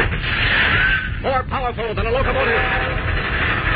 Able to leap tall buildings at a single bound. Look, up in the sky. It's a bird. It's a plane. It's Superman. Yes, it's Superman, strange visitor from another planet, who came to Earth with powers and abilities far beyond those of mortal men. Superman, defender of law and order, champion of equal rights, valiant, courageous fighter against the forces of hate and prejudice. Today, Lois Lane and Editor Perry White are en route to the suburban town of Midville, where, as we know, they hope to meet Superman. We'll join them in a moment. But right now, let's look in on Dan McCullough, who has something to show his cousin Doris and his young pal Rusty. Hey, look here, Rusty. Doris, too. Aren't these just about the best-looking things you ever saw? What you got, Dan? Hey, new comic buttons. Oh, Dan, aren't they super? Yep, this is the new second series of comic buttons that Kellogg's Pep is putting out now. Oh, boy, are they classy, and you've got all 18 of them. Lord Pushbottom is a funny old geezer, isn't he? Yeah, Plushbottom, that's right. Look at Jiggs. Silk hat, red vest, cigar and all. And Popeye, I didn't know he was in the second series. He sure looks tough. Here's Maggie over here. She and Emmy are sure a couple of old sourpusses, aren't they? They always hand me a laugh. And here's Hanson Fritz. And Andy Gum. And the little king. And Uncle Willie. Look at that checkered suit, will you? There's Olive Oil. And Rip Winkle and Harold Teen. And Superman, of course. Say, Dan, how did you manage to get all 18 of these new second series buttons at once? Well, it's a sample set the Kellogg Company loaned me, so I could tell the gang how swell these comic buttons look. You see, everybody had so much fun collecting the first series that there's double the excitement about this brand new second series. Think of it, gang. 18 brand new pictures of your favorite comic strip characters. That means double the fun. So better ask Mom to get you some more of that super delicious whole wheat cereal, Kellogg's Pep. Because that's the only way you can get these exclusive prizes. You don't send in any money, not even a box stop, and you can't buy them anywhere. But there's an exciting comic button for you in every package of P.E.P. Pep, the Sunshine Cereal, made by Kellogg's of Battle Creek. Now, the adventures of Superman. Convinced that Superman knows something about the brutal murder of Dr. Chi-Wan and the theft of the precious jade dragon teeth, Lois Lane persuaded Editor Perry White to print an appeal to Superman to step forward and tell all he knows. While Clark Kent was out, supposedly investigating a bogus art dealer named Carl Schroeder, suspected of being a fascist agent, a telegram arrived for Editor White. Signed Superman, the message urged White to meet the sender at 7 o'clock that night in the old Carson Mansion, a deserted house in the nearby suburb of Midville. Without waiting to advise Kent, White and Lois dashed off to keep the appointment. As we join them now in the editor's car, they have reached Midville and are approaching the Carson Mansion. Listen. There it is, right up ahead. That big wooden house on the right? Mm-hmm. I'll pull into the driveway. It looks dark and spooky. Well, all deserted houses look like that at night. They give me the willies. I wonder why Superman picked this place. Not what I know. Come on. Wait a minute, Chief. What's the matter? Do you think maybe it's... Well, do you think it's really Superman waiting for us in there? Oh, now, look, Lois. Maybe I sound silly, Chief, but it just occurred to me that we didn't even bother to check the sender of the telegram. It's just possible that he may be a joker or even a killer. Oh, poppycock. Pure and utter nonsense. Now, you stay here, and I'll go see him. No, Chief, no, don't leave me alone. Well, I thought you said... Well, never mind what I said. I'll go with you. Okay, come on. So dark and quiet around here. There's not a sound. Not even a cricket. Too early for crickets. Watch these steps. They may be rotten. Let me hold your arm, Chief. Sure. Here. Do you think he's in there? Can't tell till we get inside. Now, pull yourself together. What's that? Oh, for the love of Mike, Lois, relax. It's a steeple clod. Oh. You ready to go in now? As ready as I'll ever be, I guess. Okay, I'll open the door. Stay close to me now. Don't worry, I will. It's open. Like the telegram said it would be. Yes, so I see. Now, come on. Let's go inside. Leave the door open, just in case. All right. I'll leave it. Who did that? Who closed the door? The wind. Are you sure? Yes, I'm sure. Oh, wait, I'll strike a match. Don't strike any. What's that? I said don't strike any matches. Show no light. Easy. Who are you? I am Superman. You see, Lois? I wish I could see. Her heart pounding like a trip hammer, Lois strains her eyes in an effort to pierce the thick black velvet darkness cloaking the identity of the man who calls himself Superman. Meanwhile, in his office at the Daily Planet, Clark Kent, who is Superman, listens attentively as Jim Olsen tells him how Perry White and Lois Lane left the office soon after a telegram was delivered to the editor. And as soon as Beanie told me what happened, I ran into the chief's office and found this telegram on his desk. Let me see it, Jim. Here you are. When I saw what it said and how it was signed Superman, well, I got a feeling there was something rotten in Denmark. Yes, there certainly is. You mean you don't think Superman sent that message either? I know he didn't. You do? Well, how... Well, never mind that. Tell me, how long ago did they leave? Oh, Beanie said they left about 6 o'clock. See, it's just 7 now. 7? Great Scott, they were to be at the Carson Mansion at 7. I better get going. Oh, hey, wait a minute. No time now, Jim. I gotta hurry. But I want to go with you. No can do. See you later. I hope the stockroom's empty. Yeah, it's all clear. I'm in luck. Better lock it. There we are. Now to get out of these clothes and make real time. As Superman. No telling who used my name, lure Lois and the chief out there, or what he plans to do with them. There we are. All set. Now, up with this window. Out! And away! There's Midville up ahead. Hope I'm not too late. Faster! There's the old Carson Mansion just below me. I'd better drop down and see what's going on. Down! There they are. Lois, the chief, and a strange man talking in the front hall. Can't they tell he's not Superman? No, wait a minute. Of course not. They can't see him in the dark. Well, I'll just sneak through this side door and listen in a bit before breaking up the party. Uh-oh. Hope they don't hear this. No, guess they didn't. But I can hear them. Better get up closer to be ready, just in case.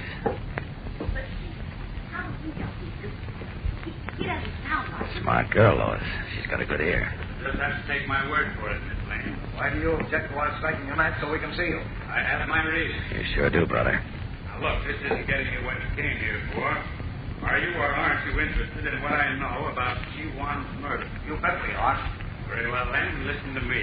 That'll make good listening. The man who killed G1 is known to me and me alone. But for various reasons, I cannot tell you who he is right now. However, I can and will give you the information you want in 48 hours. But only if you promise to have the police investigation called off and make no attempt during that time to find out for yourself. Say, what do you take us for? Why must we wait 48 hours? Because he doesn't know himself, that's why. Atta girl. Now, look here, Miss He's Lane. lying, Chief. What's more, he's an imposter. Lois. He's no more Superman than I am. You're absolutely right, Miss Lane. Who's that? Superman, Mr. White. Superman in person. Holy smokes, let me out of here. No, you don't. Let go of me, let go. Stop struggling. It won't do you any good. Oh, no. That gun won't help you either. Now relax or I'll... Superman, let him have it. All right. Good heavens. Sorry I had to do that, but it was the only way I could quiet it. You can strike a match now if you wish, Mr. White. Yes, of course. You are Superman. That's right. Well, who's he? The bird you knocked out. I don't know, but I can imagine he can tell you a lot more about Chi-Wan's murder than I can. Weren't you with Dr. Wan just before he was killed? Yes, that was the trouble. It was just before. If I'd known they were going to strike, I never would have left him. Oh, Chief, what's the matter? A match. Burn my finger. Light another match. I'll carry this fellow out to your car. What are we going to do with him? Well, I guess you take him back to your office and question him. There we are. All right, lead the way, Mr. White. All right. But, Superman, suppose he regains consciousness before we get to the office. Chances are he won't. But if he does, you'll have his gun. Somebody open the door, please. I'll throw him in the back. I'll do it. Thanks. In he goes. He'll be all right till you reach Metropolis, I'm sure. I hope so. Well, I'll keep him covered. You drive, Lois. All right. Well, I'll be seeing you. Say, thanks for everything, Superman. Don't mention it. Up and away! Zooming up into the night sky, Superman leaves Perry White and Lois Lane with the man he believes may hold the key to the murder of Chi-Wan and the disappearance of the precious jade teeth. Will the man talk? And who is he? We'll know in a moment when we return for the climax of today's episode. But first, a word from your announcer. You know, gang, there's certainly been a load of excitement around these last few days. Ever since I broke the news about the second series of comic buttons Kellogg's Pep is putting out, fellas and girls have been all pepped up because now you can have double the fun. Now there are 18 brand new pictures of your favorite comic strip characters to collect and swap duplicates with your pals. Real true-to-life pictures of Andy Gump and Jiggs and Uncle Willie and Superman, of course, done up in brilliant red and yellow and blue and black. Boy, you'll say these are about the best-looking things ever. Of course, these new comic buttons are exclusive prizes. They come only in packages of that super delicious whole wheat flake cereal, Kellogg's Pep. You can't buy them anywhere, and you don't have to send in any money, not even a buck stop. But you'll find a dazzling comic button in every package of P.E.P. Pep, the Sunshine Cereal, made by Kellogg, the greatest name in cereals. Now, back to the adventures of Superman. Returning to the Daily Planet with their prisoner, Perry White and Lois Lane brought him to the editor's office, where they were joined by Clark Kent and Jimmy Olsen. At the moment, they are attempting to question the man who had attempted to impersonate Superman. Now, look, mister, unless you talk and talk fast, I'm going to turn you over to the police and charge you with the murder of Dr. Chi-Wan. Oh, no. I had nothing to do with that. You're just trying to scare me. No, we are we? Olsen, tell Miss Backrack to get hold of Inspector Henderson for me in a hurry. You bet, Chief. They can't do anything to me. I swear I had nothing to do with the murder. Then who did? Barking at him won't help, Lois. Now, look here, Clark. Be quiet, you two. Now, mister, this is your last chance. Do you tell us who put you up to this business, or do you tell the police? Okay. It was a man named Schroeder. Carl Schroeder. Schroeder? That's right. He hired me to impersonate Superman and stall off the murder investigation for 48 hours. Well, I'll be... What did he want 48 hours for, I wonder? Oh, that's obvious, Lois. He needed that much time to get the Jade Dragon's teeth, the entire set of 10, out of the country and into the hands of the people he's working for. Leaping lizards. He's already had more than 12 hours. Time enough to get out of the country by plane. Yes, but where did he go? North, east, south, or west? Temporarily stymied, Clark Kent has no idea of which way to turn. Carl Schroeder obviously has the 10 precious dragon's teeth. But where is he taking them? North, east, south, or west? Gang, don't miss a single minute of the thrilling chase which begins in tomorrow's episode of The Mystery of the Dragon's Teeth. Tune in tomorrow and every day, Monday through Friday, same time, same station, for more of the exciting adventures of Superman. Faster than a speeding bullet. More powerful than a locomotive. Able to leap tall buildings at a single bound. Look, up in the sky. It's a bird. It's a plane. It's Superman. Fellows and girls, be sure to follow the adventures of Superman. Brought to you every day, Monday through Friday, same time, same station, by the grand old Kellogg Company of Battle Creek. And for other thrilling adventures of Superman, see your local newspaper. Superman is also a copyrighted feature appearing in Superman DC publications. Say, gang, here's some razzle-dazzle news to flash to Mom. Kellogg's Variety is back. So now everybody at the breakfast table can have the Kellogg's cereal he likes best. Because Kellogg's Variety is that grand variety carton holding 10 generous packages of 6 favorite Kellogg's cereals. Are they delicious? And does Kellogg's Variety make breakfast fun? Why, it's better than a grab bag because you get what you really want. Today, ask Mom to get Kellogg's Variety, the package that makes breakfast a picnic. And be sure to be with us tomorrow for the thrilling adventures of Superman. This is the Mutual Broadcasting System. Kellogg's Pep, the super delicious cereal, presents The Adventures of Superman. Faster than a speeding bullet. More powerful than a locomotive. Able to leap tall buildings at a single bound. Look, up in the sky. It's a bird. It's a plane. It's Superman. Yes, it's Superman, strange visitor from another planet, who came to Earth with powers and abilities far beyond those of mortal men. Superman, defender of law and order, champion of equal rights, valiant, courageous fighter against the forces of hate and prejudice. Today, as Clark Kent, he is on the trail of the man known as Carl Schroeder, certain that he now has possession of the 10 precious teeth of jade. We'll join him in a moment. But right now, here's a word from Dan McCullough. You know, gang, in school, you learn that the sun is so many miles from the earth and things like that.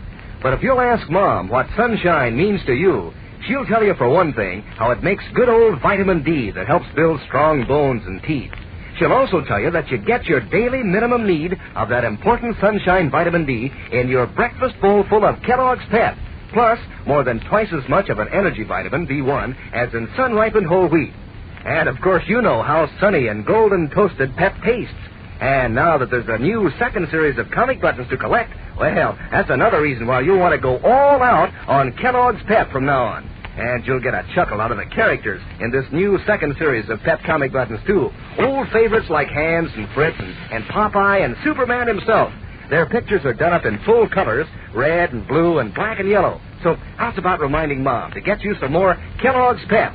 Because that's the only way you can get these exciting buttons.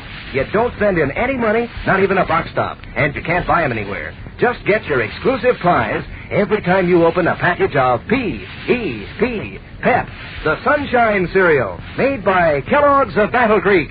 Now, the adventures of Superman. When Clark Kent as Superman captured a man hired by Carl Schroeder, an undercover agent, he knew definitely that Schroeder had killed Dr. Chi Wan for the 6 precious jade dragon's teeth, owned by the Chinese scholar and art dealer. Knowing that Schroeder is now in possession of all 10 of the jade teeth, said to hold the secret of everlasting life, Kent investigated further and learned that the murderous fascist agent had already left town. Reasoning that Schroeder would make a beeline for China, the only place in the world where the rare herbs indicated by symbols on the jade teeth are to be found, Kent, accompanied by Lois Lane, boarded a westbound plane, hoping to intercept their quarry before he could leave California for the Orient. As our story continues today, we join Lois and Kent aboard an airliner. Listen. You know, Clark, I was just thinking that unless we can prove Carl Schroeder had something to do with Chi-Wan's murder, we're just wasting time and money making this trip. What about the 10 jade teeth, Lois? Oh, that, I think, is a fairy tale.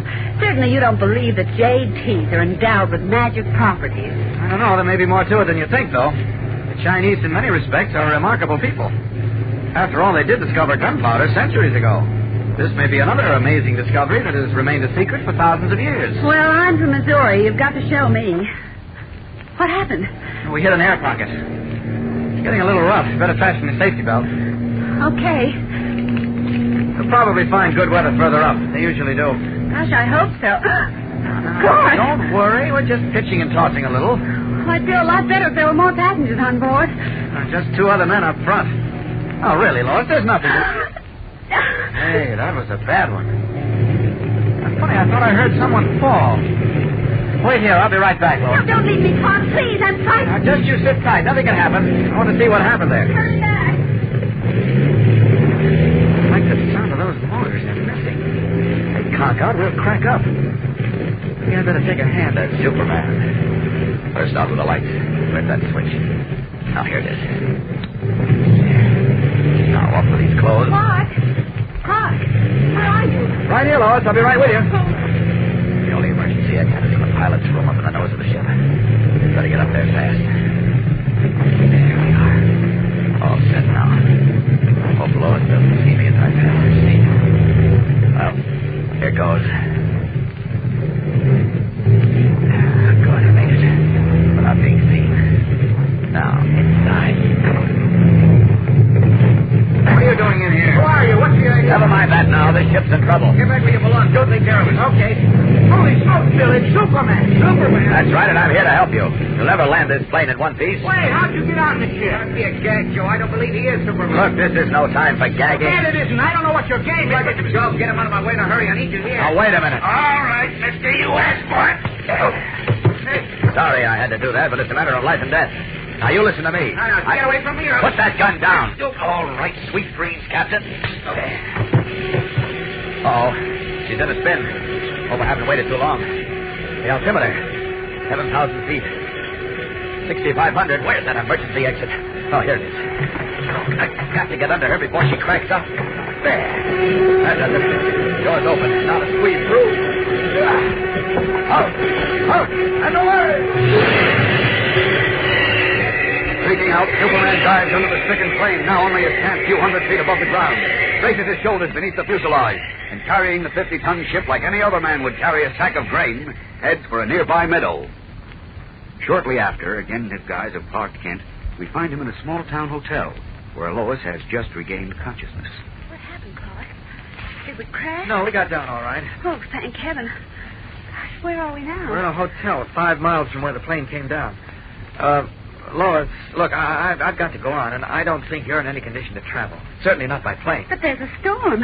Planes can't be flying. How can you... I've arranged for a private ship. Oh, you can't fly in weather like this, Clark. It's suicide. Now, don't you worry. We'll get through. You'd better spend the night here and take a train back east in the morning. Well, all right, if you insist. I think it's best, Lois. Tell Mr. White I'll call him the moment something breaks, huh? So long. Okay, goodbye, and good luck, Clark. Thanks, Lois. It must be true that it's an ill wind that doesn't blow somebody some good. If that transport plane hadn't run into trouble, I never would have gotten away from Lois. Now I'll be able to reach Frisco ahead of Schroeder. Ah, here we are. Here comes the elevator. Lobby, please.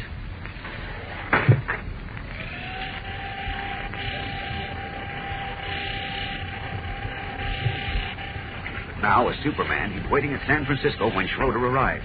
But unknown to him, 2 bright, beady eyes are following him. The eyes of Carl Schroeder. Suddenly, the murderous fascist agent turns and speaks to the sallow-skinned henchman at his side. Did you see the man who just passed through the lobby, Manfred? Yes. I may be wrong, but he looked very much like that newspaper reporter, Kent, I think his name was.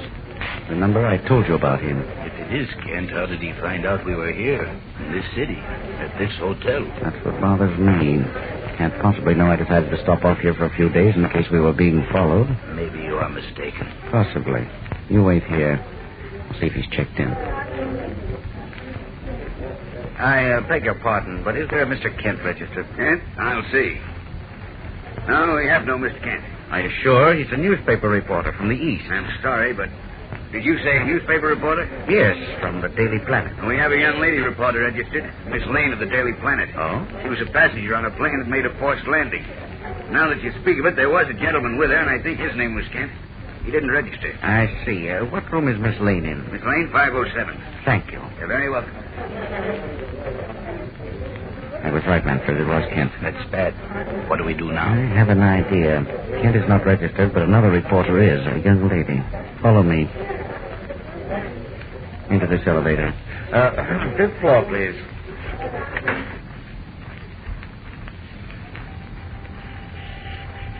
What are we going to do? Listen closely. The girl, her name is Lois Lane, is in room 507. Let's find out what she and Kent are doing here. Pretend I'm a friend of Kent's while you remain here in the hall. If he returns before I'm through, lead him away on some pretext. Understand? Perfectly. Here we are.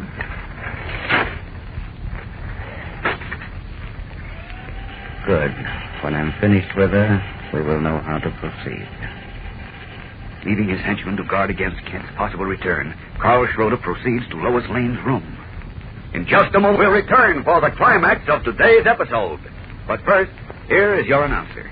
You know, the other day I saw a certain young lady practically dance a jig. She was that excited when she got her first comic button in this wonderful new second series Kellogg's Pep is putting out. She's sure hepped up about the big news of this second series. And no wonder. First off, it means you get double the fun of collecting these snappy-looking buttons and pinning them on your jacket or your dress or cap and swapping duplicates with your pals. Then, these new second series comic buttons seem to be almost better looking than ever. The brilliant colors, red and blue and yellow and black, show up like anything against the gleaming white background. Boy, the pictures of your funny paper favorites really stand out.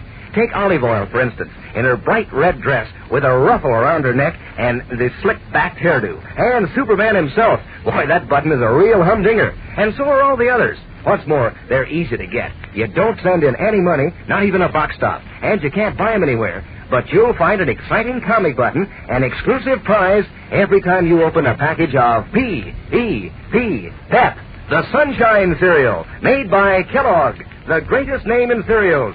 Now, back to the adventures of Superman.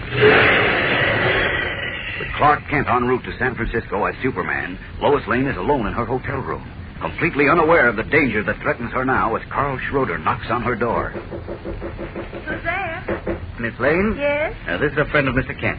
Oh, just a moment, please. How do you do, Miss Lane? May I come in? My name is Jones. I met Mr. Kent in the lobby. He's an old friend of mine. But thank you. Mr. Kent said you had a rather frightening experience. Your plane was forced down. Yes, it was terrible. But look here, Mr. How long Jones, do you and Mr. Kent expect to stay here? Well, Clark's left already. He's on his way to the coast.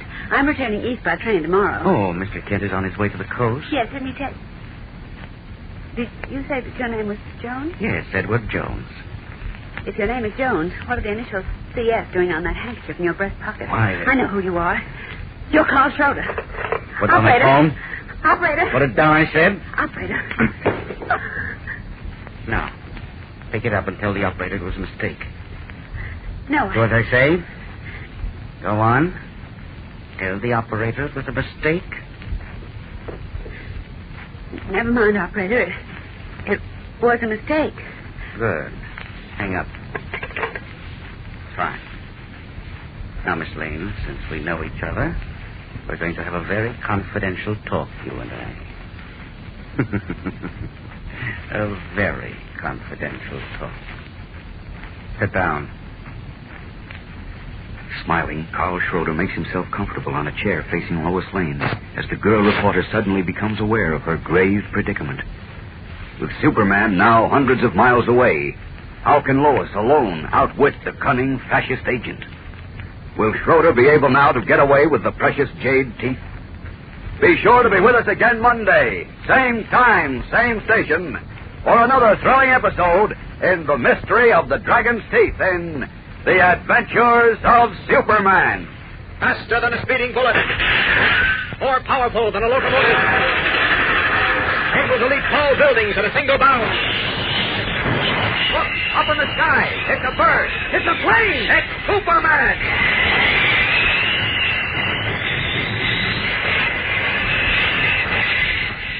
Fellows and girls, be sure to follow the adventures of Superman. Brought to you every day, Monday through Friday, same time, same station, by the grand old Kellogg Company of Battle Creek. And for other thrilling adventures of Superman, see your local newspaper. Superman is also a copyrighted feature appearing in Superman DC publication. Give a hip hip hooray, gang. It's back. For you and me, now there's Kellogg's famous variety. That's the swell variety carton with 10 separate generous packages of Kellogg's cereals, including Kellogg's Pep, Rice Krispies, shredded wheat, Corn Flakes, Crumbles, and 40% bran flakes. Each box in Kellogg's variety holds a fresh, crisp, heaping portion. Just help yourself to your favorite kind. Makes breakfast a picnic of fun, so ask Mom to get Kellogg's variety right away. And be sure to be with us on Monday for the thrilling adventures of Superman. This is the Mutual Broadcasting System.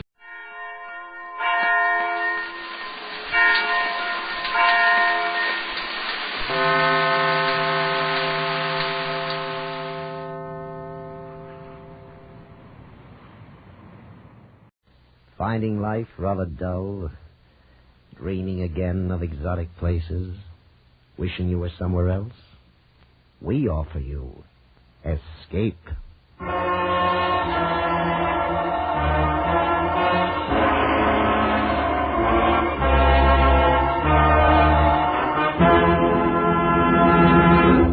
Escape with us now to England and the story of a hard rock miner trapped in a deserted mine beneath the icy waters off the Cornish coast, as Hammond Innes tells it in his gripping tale, The Killer Mine.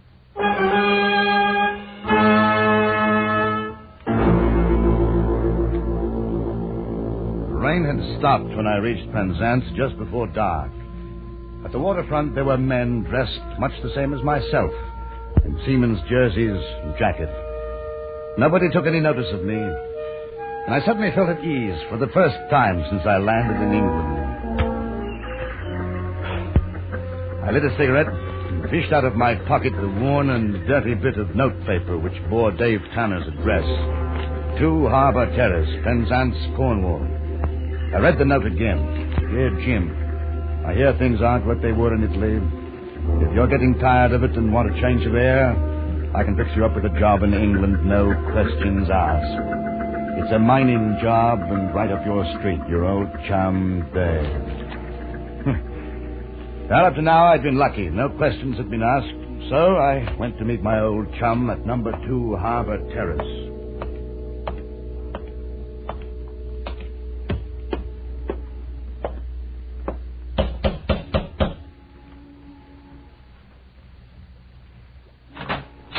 Yes?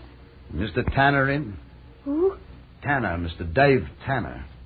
Oh, nobody of that name lives here.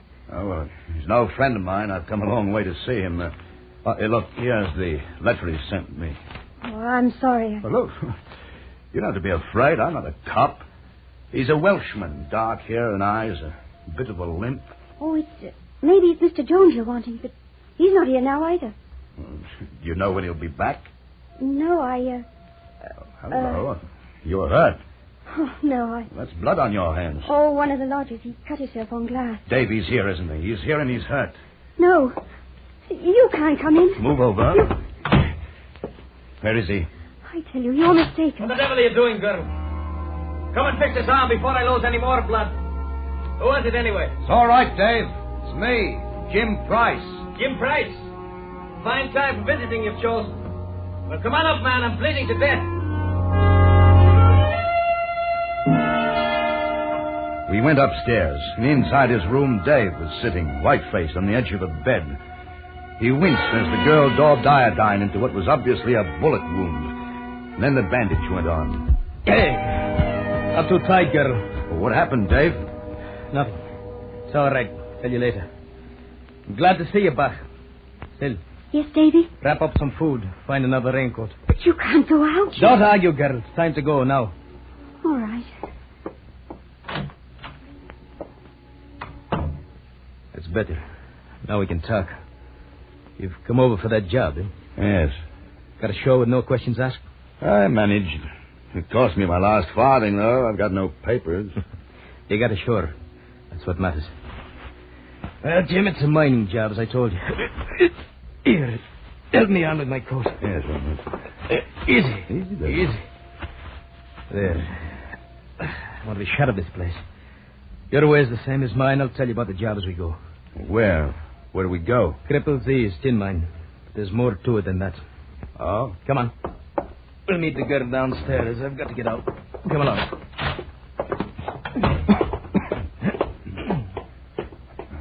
Davy, here's sandwiches and an old raincoat of Father's. Give it to him. Now listen, Seth. Those clothes upstairs, burn them. Yes. Clean up everything.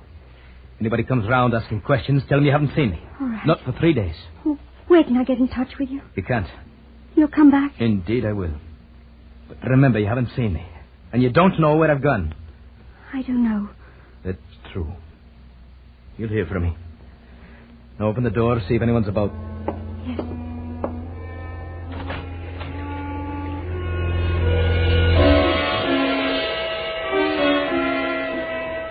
The street was deserted, and the rain had started again as we slipped out.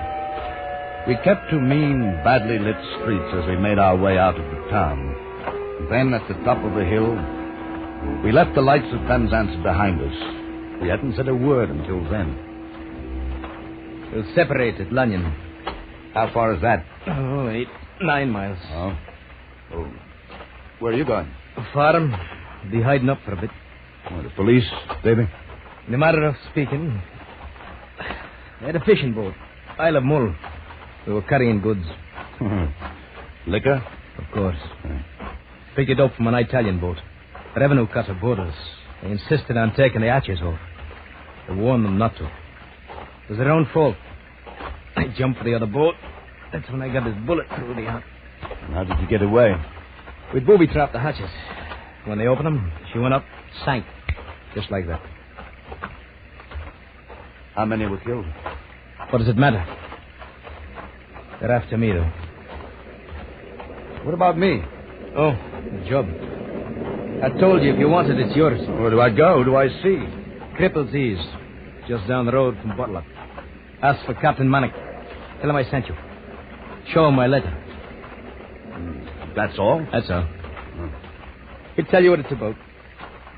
Come on, I'll step out. I'll need to rest soon enough with this cussed arm.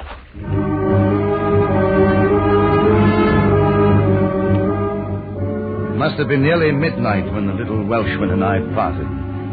He pointed the way to Cripple's Ease a mile further along, then turned away, disappeared in the driving rain. Half an hour later, I found the huddle of abandoned mine buildings. And then against the crackle of lightning, I saw a house. I had reached Cripple's Ease and the job that was waiting for me.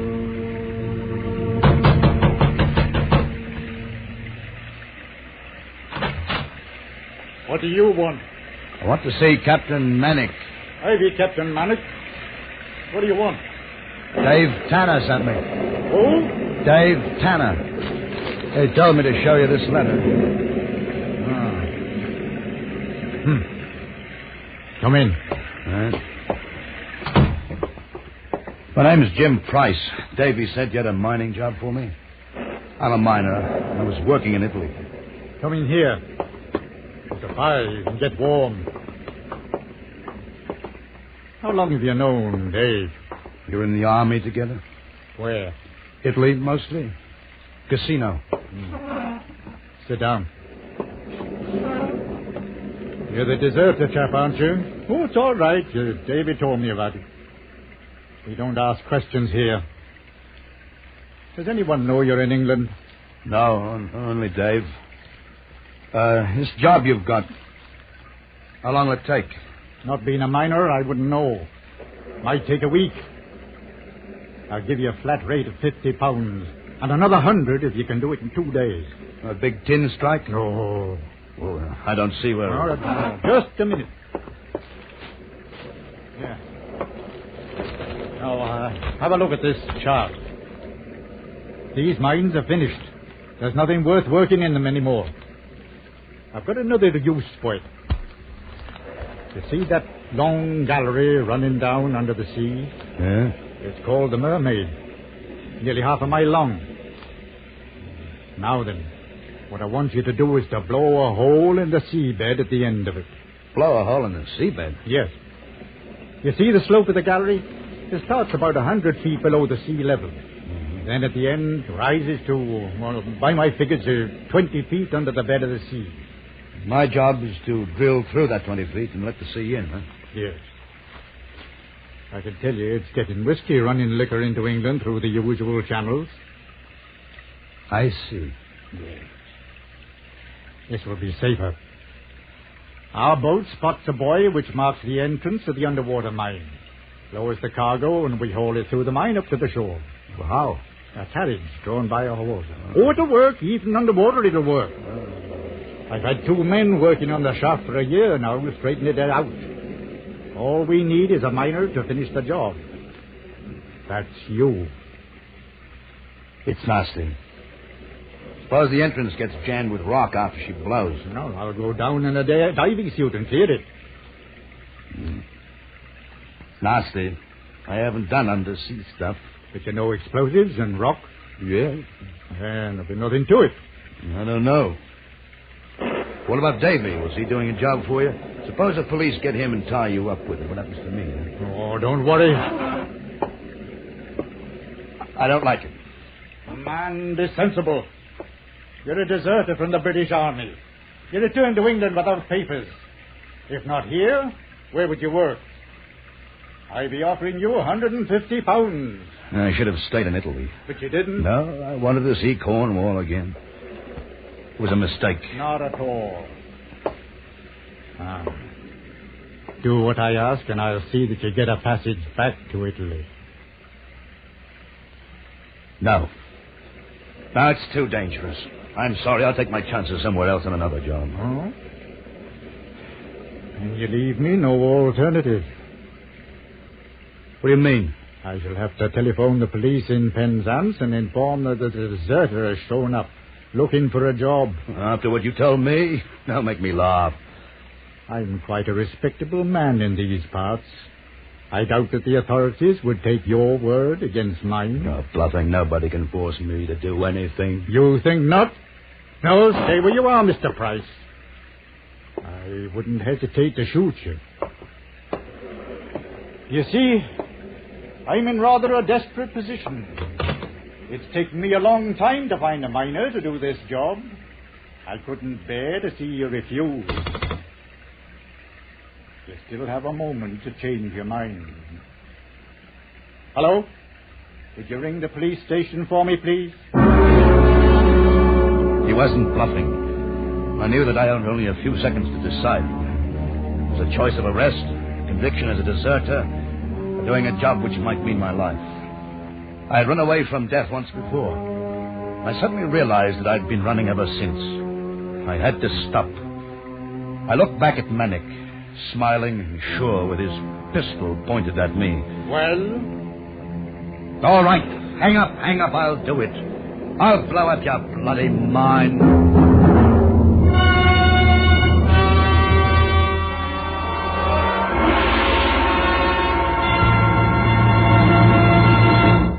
Escape, under the direction of Norman MacDonald, returns in just a moment.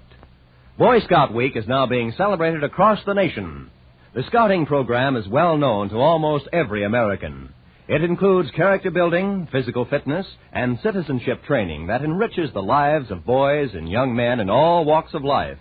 Get your son or your neighbor's boy to join this worthy organization. And now, back to Escape.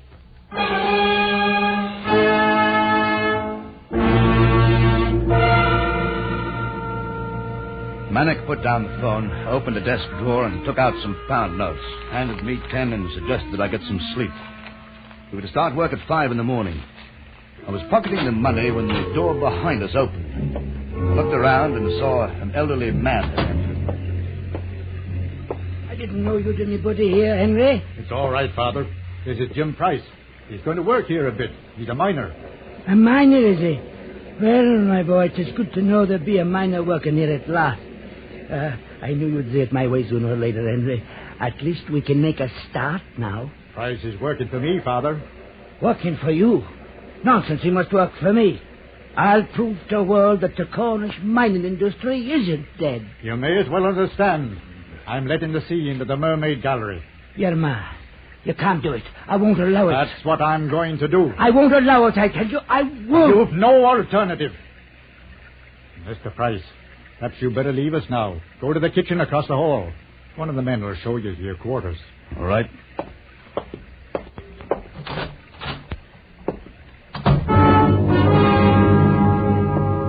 I went to the kitchen, could hear the argument raging through the hall.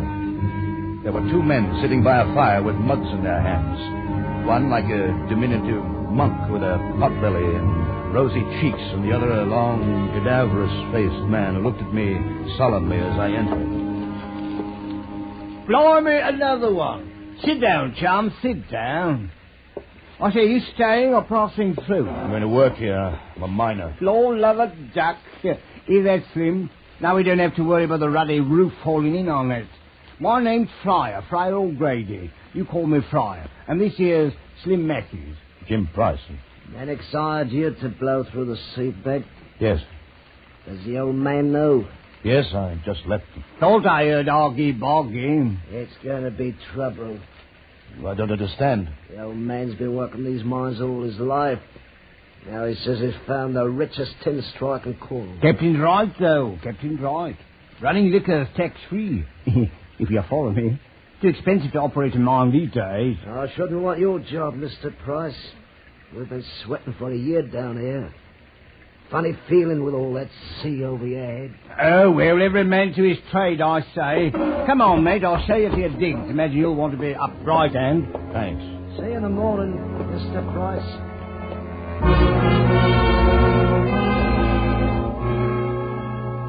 The little cockney showed me to my room. It was about a half hour later that I heard a tap on my door. Yes? Mr. Manic. I was afraid you might be asleep. Look, I got something to show you. My son tells me you're an experienced tinner. Have a look at this rock. Maybe you'll believe me. Hey, That's tin, all right. This fabulous. The richest seam in the history of Cornish mining. Look at it. And my son, curse him, doesn't see it. He's going to let the sea into the mine. And he's brought you here to do it. You're the man who's going to wreck my life. I'm sorry. It's a job, that's all. You can't. You mustn't. I'd give you £50 more than he's offered if you don't do it. What difference would it make if you'd only get another miner? But that would take time. Don't you see? We would be rich. I'm afraid that... It is all right. It's all right. Think about it. I know he holds something over your head. He does with everyone. Think about it and give me your answer tomorrow. All right. I will. Good night.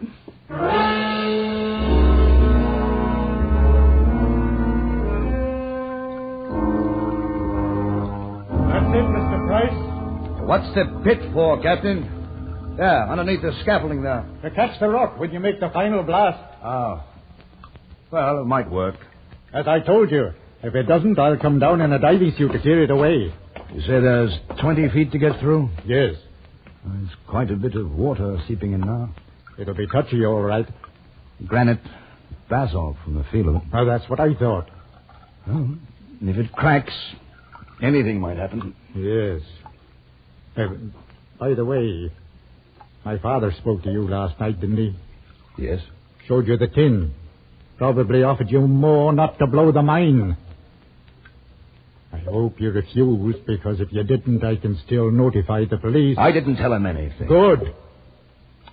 Then you can start to work immediately. I'll send Fryer and Slim down to help you. And by the way, don't go wandering around too much. Some of these old tunnels run for miles that you can get lost. And stay out of the shaft that parallels this one. She's the old Come-Lucky mine. There've been a lot of falls recently. If she caves in, she'll take in the sea and break through here. I'll be careful.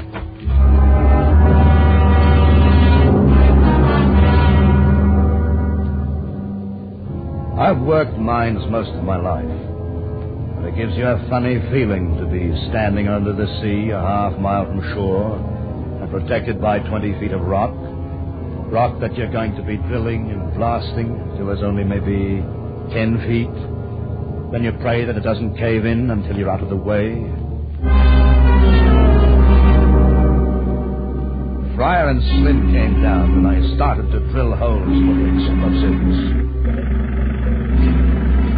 As the rock fell away, little streams of water fell, soaking us.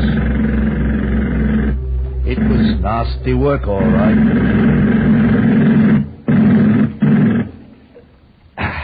That good, chum? That's enough for the first blow. How many do you think you'll need? 3, maybe 4, depends. Give me the charges. Here you are, Price boy. Lots of water there. There's nothing to worry about yet. I hope.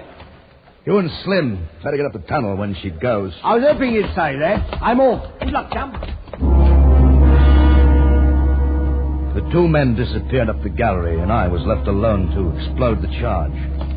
I connected the wires, moved the exploder as far as it would stretch into the tunnel, and then I pressed the handle.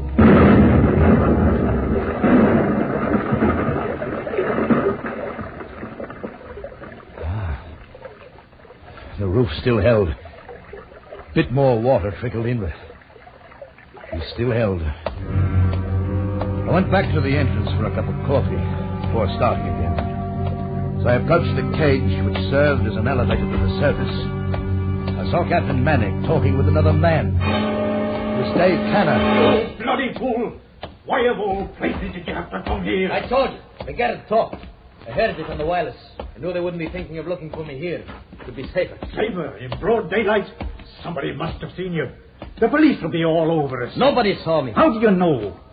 Price, you've got to be through that seabed by tonight. Well, it's impossible. I can't do it. Nothing's impossible. I can get you out of the country as soon as you've finished the job. If you don't finish tonight and the police come, well, what do you know? What does that mean? Well, it can't be done. There's too much work for one man. I'll put Fryer on the drill with you. He knows something about it. Tanner and myself will be clear of the rock after each blow. Well, I'll try. Good. You, Dave, stay out of sight. Down here. And keep my father out of here. Shoot him if you have to. You understand? All right, all right. We worked like madmen all day, drilling, blasting. We blew the rock 3, 4, 5 times, but still it wasn't enough.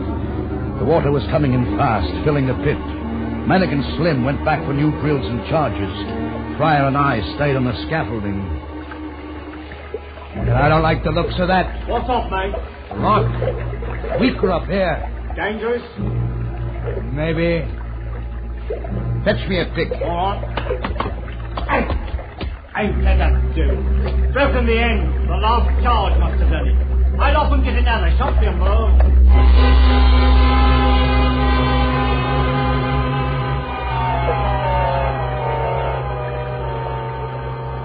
I sat on that scaffolding, smoked a cigarette. Water streamed down the slimy walls. And I waited for Fryer. 5 minutes passed. And then... Mr. Price! Huh? Mr. Price! Mr. Manic. You've got to stop. You've got to. My tin! If you flood the gallery, I'll never get it. I'm sorry. I won't let you, do you hear me? There's nothing I can do. It's mine. You're going to destroy it. I'll kill you. I'll kill you all. You better get to the surface. Mr. Manic is not safe here. Ah, you'll find out. You'll find out how unsafe it is. He was gone, and I knew he was up to something. I wanted to follow, but I remembered Captain Manic's warning about the tunnels. The old man knew them, every twist and turn. And if he wanted to get rid of me, he could lead me to a maze from which I would never find my way out. So I stayed there until the captain and Slim came back. We're getting ready to go, Price. Your father was here. What? He's up to something. How did he get by day? I don't know. You let him go. Come on, hurry. We've got to stop him. What do we do? He's going to make sure that we can't let the sea in here. He's mad. Come, lucky. Ah, that's what I'm afraid of. He knows that mine like a book. Come on.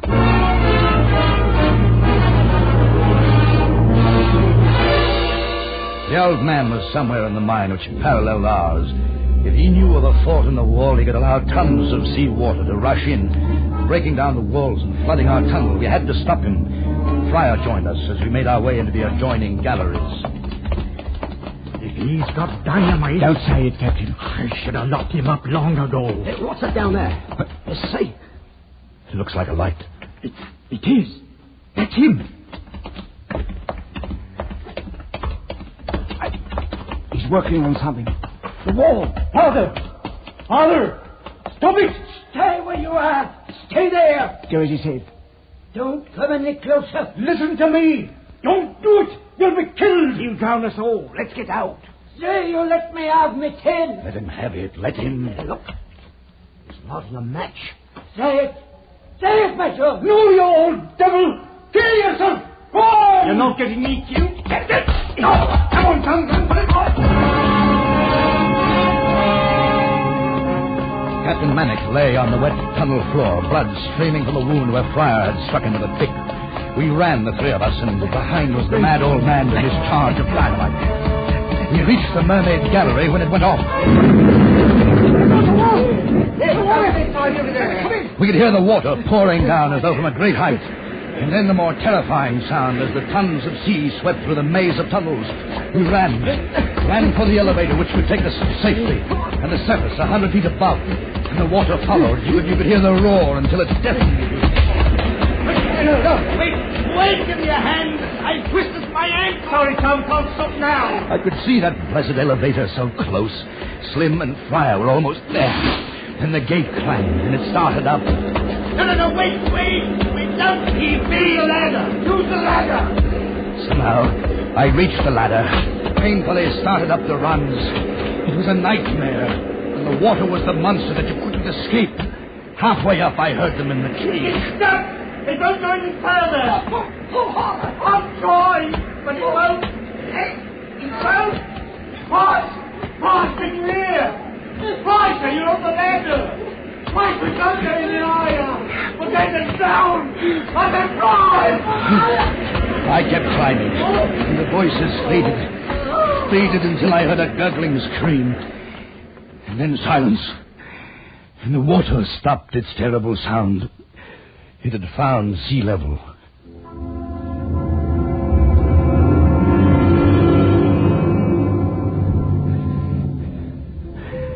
When I got to the surface, I saw Dave Tanner. He was standing looking down at me with frightened eyes. And with him were 3 men in uniform. They were the police. I fell into their arms, crying. I tell you, I cried. I was so happy. I got away from that killer mine.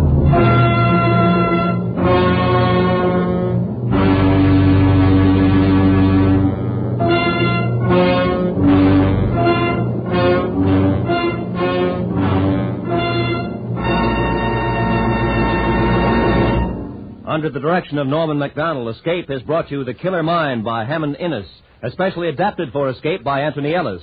John Daner was starred as Jim. Featured in the cast were Eileen Erskine, Tony Barrett, Ray Lawrence, Wilms Herbert, Jay Novello, and Lou Krugman. The special music for Escape was composed and conducted by Del Castillo. Next week, escape with us to Mexico City and the story of a woman caught up in a terrifying web of murderous intrigue, as Patrick Quentin tells it in his exciting story, The Follower.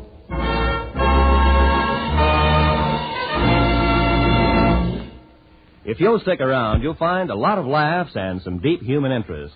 Bill Goodwin is about to pay his regular Sunday afternoon visit with his $1-a-minute program. Bill will be selling CBS airtime at this modest rate to more people with things on their mind. $1-a-minute starring Bill Goodwin follows a mini on most of these same CBS stations. This is Roy Rowan speaking.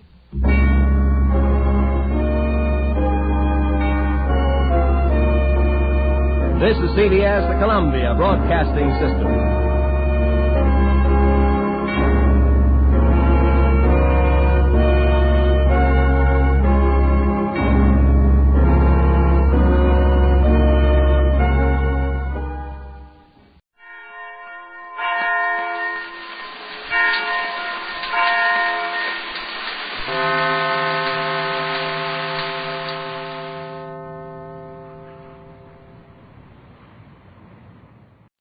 You, finding life rather dull, dreaming again of exotic places, wishing you were somewhere else? We offer you Escape.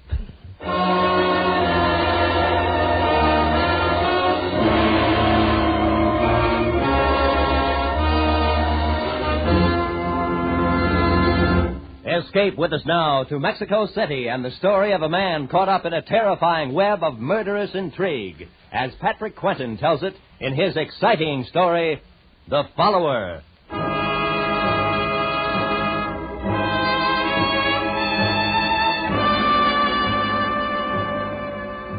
My name is Lytton, Mark Lytton. I'm a petroleum engineer just back from 3 months in Venezuela. I hadn't cabled my wife that I was coming home to New York because I wanted to surprise her. We'd only been married 2 weeks, Ellie and I, before I went on the trip, and I was crazy to get back to her.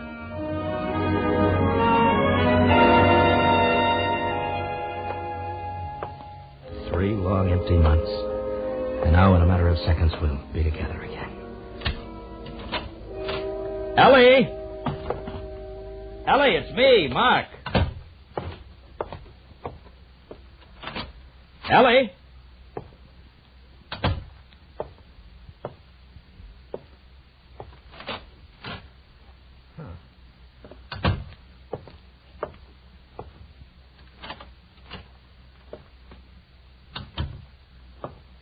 Ellie, are you here? Oh, let's cut out the comedy. Hey, who are you? What's the matter? What's wrong with you, anyway? Corey. Good Lord. It was the guy Ellie had thrown over to marry me, Corey Lathrop. And he was dead. I saw the 2 bullet holes in his chest. Turned sick. He'd been dead quite a while, maybe a day or 2, and he didn't look much like the socialite man about the clubs, member of the State Parole Board Society lawyer. He just looked dead. I recognized that torn piece of negligee in Corey's hand. I ought to. I'd seen it often enough. Oh, Nellie. First thing to do was locate her fast. No. No, not the police. Not yet. Not without knowing what it's all about. Who else, then? Certainly not her society friends. They wouldn't tell me if they knew. I was an outsider, big prospects, but no money, the dark horse who'd rushed Ellie off her feet. No chance there. Maybe some of her other friends, though, she'd messed around with just for thrills because she was rich and bored. Maybe the gambler, Victor Vittorio. Yeah, that was it. If anybody knew what had happened to Ellie, Victor would be the guy.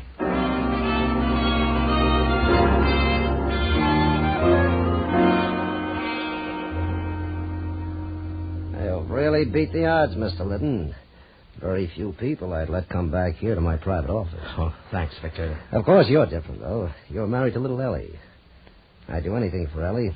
How is she, by the way? Well, I was hoping maybe you'd know. Oh? Now, why would I know anything about it? Well, you're a friend of hers, aren't you? Why, sure. I knew Ellie long before she met you. She's a great little kid.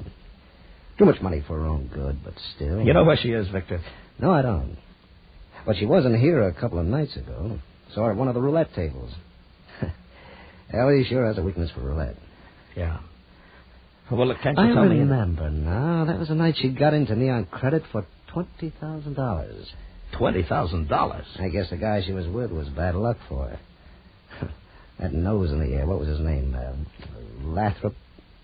Corey Lathrop. Lathrop? Yeah, somebody ought to smash that guy. He's just too good to live. Yeah. Yeah. Look, Victor, about that money Ellie lost... Oh, don't worry your head about it, Mr. Liddon. Ellie's a friend of mine. She'll pay when she gets the dough. These little cafe cookies understand gambling, how it works and all. They always pay off. Every one of them pays in the end.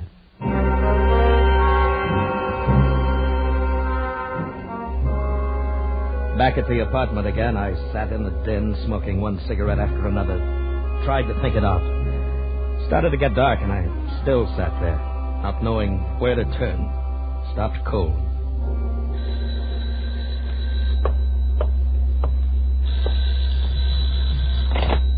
Hello? May I speak to Mrs. Liddon, please? Well, she isn't here right now. May I take a message? I'm Mr. Liddon. Oh, well, this is Franchot's Originals, Mr. Liddon. We have those 2 new suits ready to send out, and I find a note here with them. It is a request to forward the suits by air mail to Hotel Granada, Mexico City. Mexico City? Oui. Mrs. Liddon evidently telephoned the message, but I did want to confirm the address. Is that correct, Mr. Liddon? Hotel Granada, Mexico City? Yes, that's right. She flew down there for a few days. Ah, nice. I do hope she enjoys her trip. Well, I'm sure she will. Goodbye. Mexico City. So that's where she'd gone. Well, whatever the game, I was sure of one thing. I was on her side, win, lose, or draw. And that meant following her on the next plane south to Mexico City. From the airport, I phoned the police, told them where they'd find Corey's body, and hung up.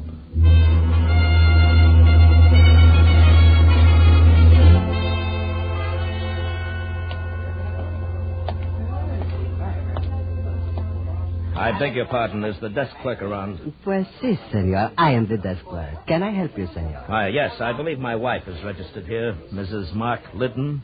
Liddon? That is not a very common name, senor. No, I guess it isn't. Well? That is a very nice jacket you are wearing, senor. Soft and warm like the breast of a senorita. Thank you. It must take many pesos to buy a jacket like that. I really don't remember now, if you'll be kind enough to... It must be very nice to have many pesos. Look, what are you after, a tip? Senor! How much? Pues, when a pobrecito has 5 sisters to support and only one very small job, 20 pesos? 10. 15. It is only pesos, senor, not like dollars. All right, here. Gracias. Now we are free. The senorita is registered in room 522. 522. Okay, thanks. But wait, senor. What? She is not there now. Oh? Well, where is she? The senorita is go to the bullfights, I think. But no matter, senor. You are her husband. You are my very good friend. So I let you wait in her room for only 10 pesos more. Look, if you like golden eggs, don't kill the goose. But, senor, you do not look at things the right way. For only 25 pesos, you now have Oscar for your very good friend. Oscar sent a bellboy up to let me into 522.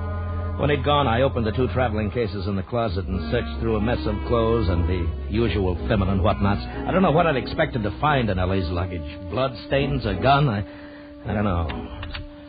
And then I heard the key in the lock. I didn't move. Didn't say anything.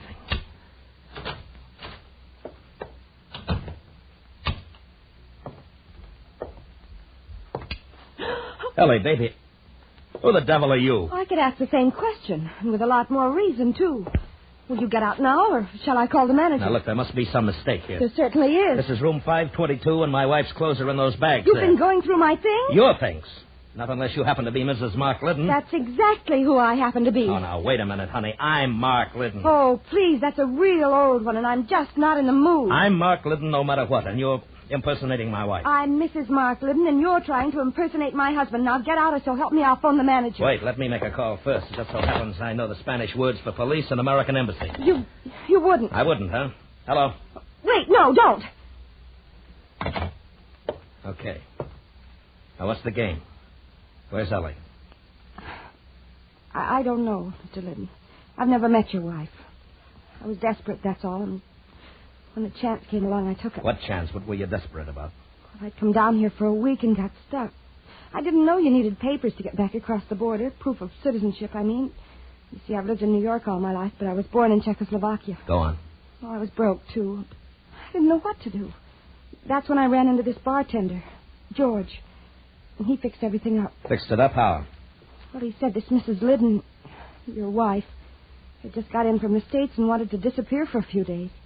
She was looking for somebody to take her place here at the hotel, so George arranged the whole thing. He brought me here, gave me your tourist card. That's all I know about it. What were you supposed to get out of the deal? Just the tourist card.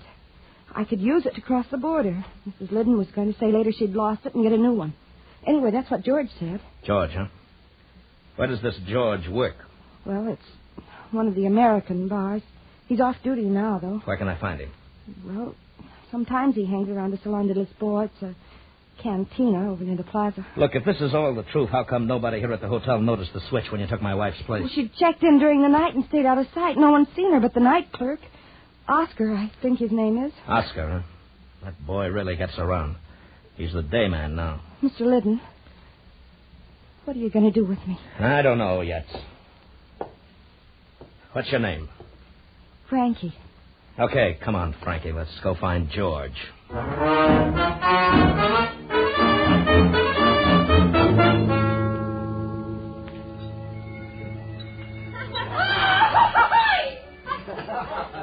There he is, Mr. Liddon. He just came in. The short blonde guy. Looks like a Benham rooster. Yes. George! Over here, George! Cocky and tough. I know the type. George, we've been waiting here for you. Huh? I was beginning to think maybe you'd been called back to work at the bar. No, I'm off duty. This is Mr. Liddon, George. Mr. Mark Liddon from New York. Oh. Okay if I sit down? Sure, George. That's the idea. Hey. I suppose you're looking for your wife. That's right. Where is she? You've been away somewhere, haven't you? Out of the States. Yeah. And your wife wasn't expecting you back so soon. No, she wasn't. Well, I'm afraid you're out of luck, Mr. Liddon. She took a plane to Guatemala this afternoon. Dispénsame, jefe, pero el cantinero quiere saber si ustedes desean algo que tomar. No. You wouldn't be lying, would you, George? Don't push me, Mr. Liddon. Your wife's missing, and you're all upset about it, but don't try to push me. Where is she, George? I just told you. That's all I know about it. I'm just a guy who helped her out of a jam. What kind of a jam? All I know is what she told me. Said she'd run out on a big gambling debt in New York. And they were sending a gunman after her. She had to get away. You see, that's where I came in, Mr. Liddon. She wanted someone to take her place here, cover up her trail. How did she get out of Mexico when you got her tourist card? She had her passport with her. She didn't need the card. I see. Well, I still think you're both lying. Oh, Mr. Liddon, I warned you about Shut up, trying... George. You can do your talking to the police and the American embassy. That's who I'm going to talk to. Oh, don't be a fool, Mr. Liddon. I'd be a fool to believe this story of yours. You don't know what it's all about. You're not going to do anything with this blundering around except get your wife killed. Go back to New York and stay out of it. Skip it, Frankie. When I want your advice, What's the idea of the gun, George? The idea, Mr. Lynn, that all three of us get up from this table quietly and walk out of the cantina. I see. You're not going to the police, Mr. Lynn, nor to the American Embassy. You're coming with us. Suppose I don't? You will. Shall we go? Sure. Why not? Quietly, Mr. Lynn. Just like three friends, huh? Sure, George. I'll go quietly. George! All right, now give me that gun. Give it to me. All right, now get up on your feet. Nice going, Frankie. Come on, George. Let's get out of here. Wait. Give me that bottle. He's still conscious. There. George, you didn't have to hit him again. Shut up, Frankie. We're in it too far to turn soft-hearted now. Come on, let's go.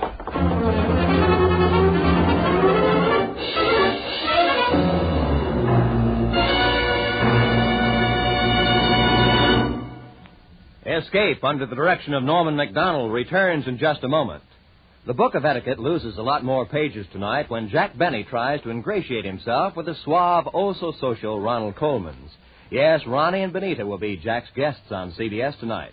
And on the Charlie McCarthy Edgar Bergen Comedy Hour, Charlie will try to enlist in the Air Force and end up as a skywriter advertising pumpernickel bread.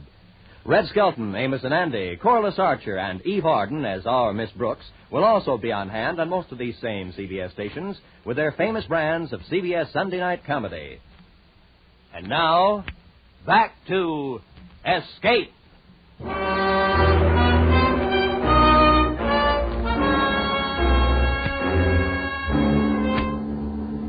When I came to a half hour later, Frankie and George were gone. The only lead to Ellie I had, gone. And I left the canteen and flagged a taxi. In the whole picture, there was only one man who might be able to help me now. I headed for the Hotel Granada and Oscar.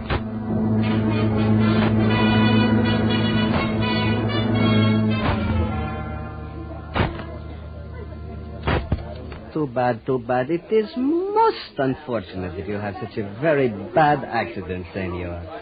You should come to me. I would have tell you. This Salon de Lisboa is not a good place for tourists. Oscar, you're a chiseler, a liar, and a crook. Senor, that is a very bad way for friends to talk to each other. You'd sell out your own mother for 10 pesos.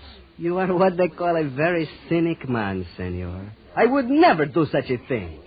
Not for 10 pesos. Why didn't you tell me there was another woman living here posing as my wife? But you are her husband, senor.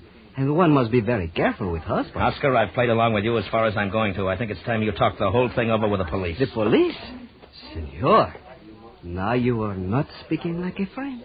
And just when I was going to tell you about something for free. Tell me about what? About the lady who is pretend to be your wife. She has come here while you are gone. What?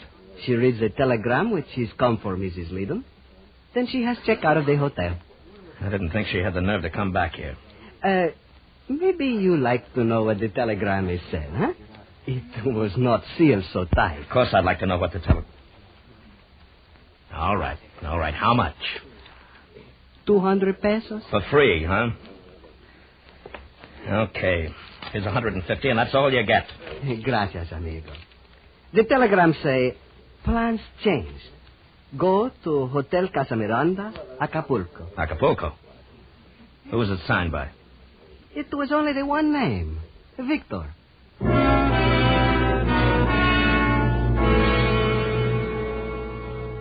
I hit my first lucky break in Acapulco. I came in from the airport and went to the Casa Miranda Hotel. And halfway across the lobby, I ran into Frankie. Mr. Liddon, what are you doing here? Looking for you. How did you find out? Easy. I'm one of Oscar's very good friends. All right, now tell me, where's George? In Mexico City. Oh, please, Mr. Liddon, don't try to interfere. Leave, right now. You're going to ruin everything. I hope so. Where's Ellie? She's not here. She's in Mexico City. Oh, please, I know you're trying to help her, but you don't understand. You're only making things worse. You mean worse for you? Worse for everybody. Ellie, too. You don't even know what it's all about, and you're going to get yourself killed. Where's Ellie? I promise you, in a week, everything will be fine. Where's Ellie? You've got to believe me. You have to... There you are, Mrs. Liddon. Are we ready to go? Yes. Yes, I'm ready any time, Senor Gallus. Very well. Aren't you going to introduce me, darling? Introduce you? Yes. Yes. Senor Gonzalez, this is my husband, Mark. Oh, a pleasure. How do you do, Senor Gonzalez? He just arrived unexpectedly. Oh, I see. And are you planning to go out to the villa with us, Mr. Liddon? Oh, I don't think he will. Sure, definitely. I'm in on this, too, you know. You know what is involved, then? Well, naturally. The little woman always tells me everything. And you have no objections? Well, if it's all right with her, it's all right with me. Well, you are a very broad-minded man, Mr. Liddon. Shall we go?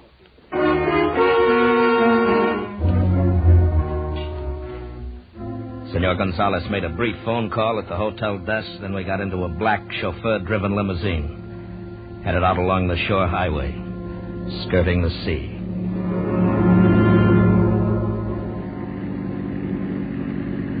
About 3 miles out of town, we turned into a private roadway, stopped in front of a large Spanish villa.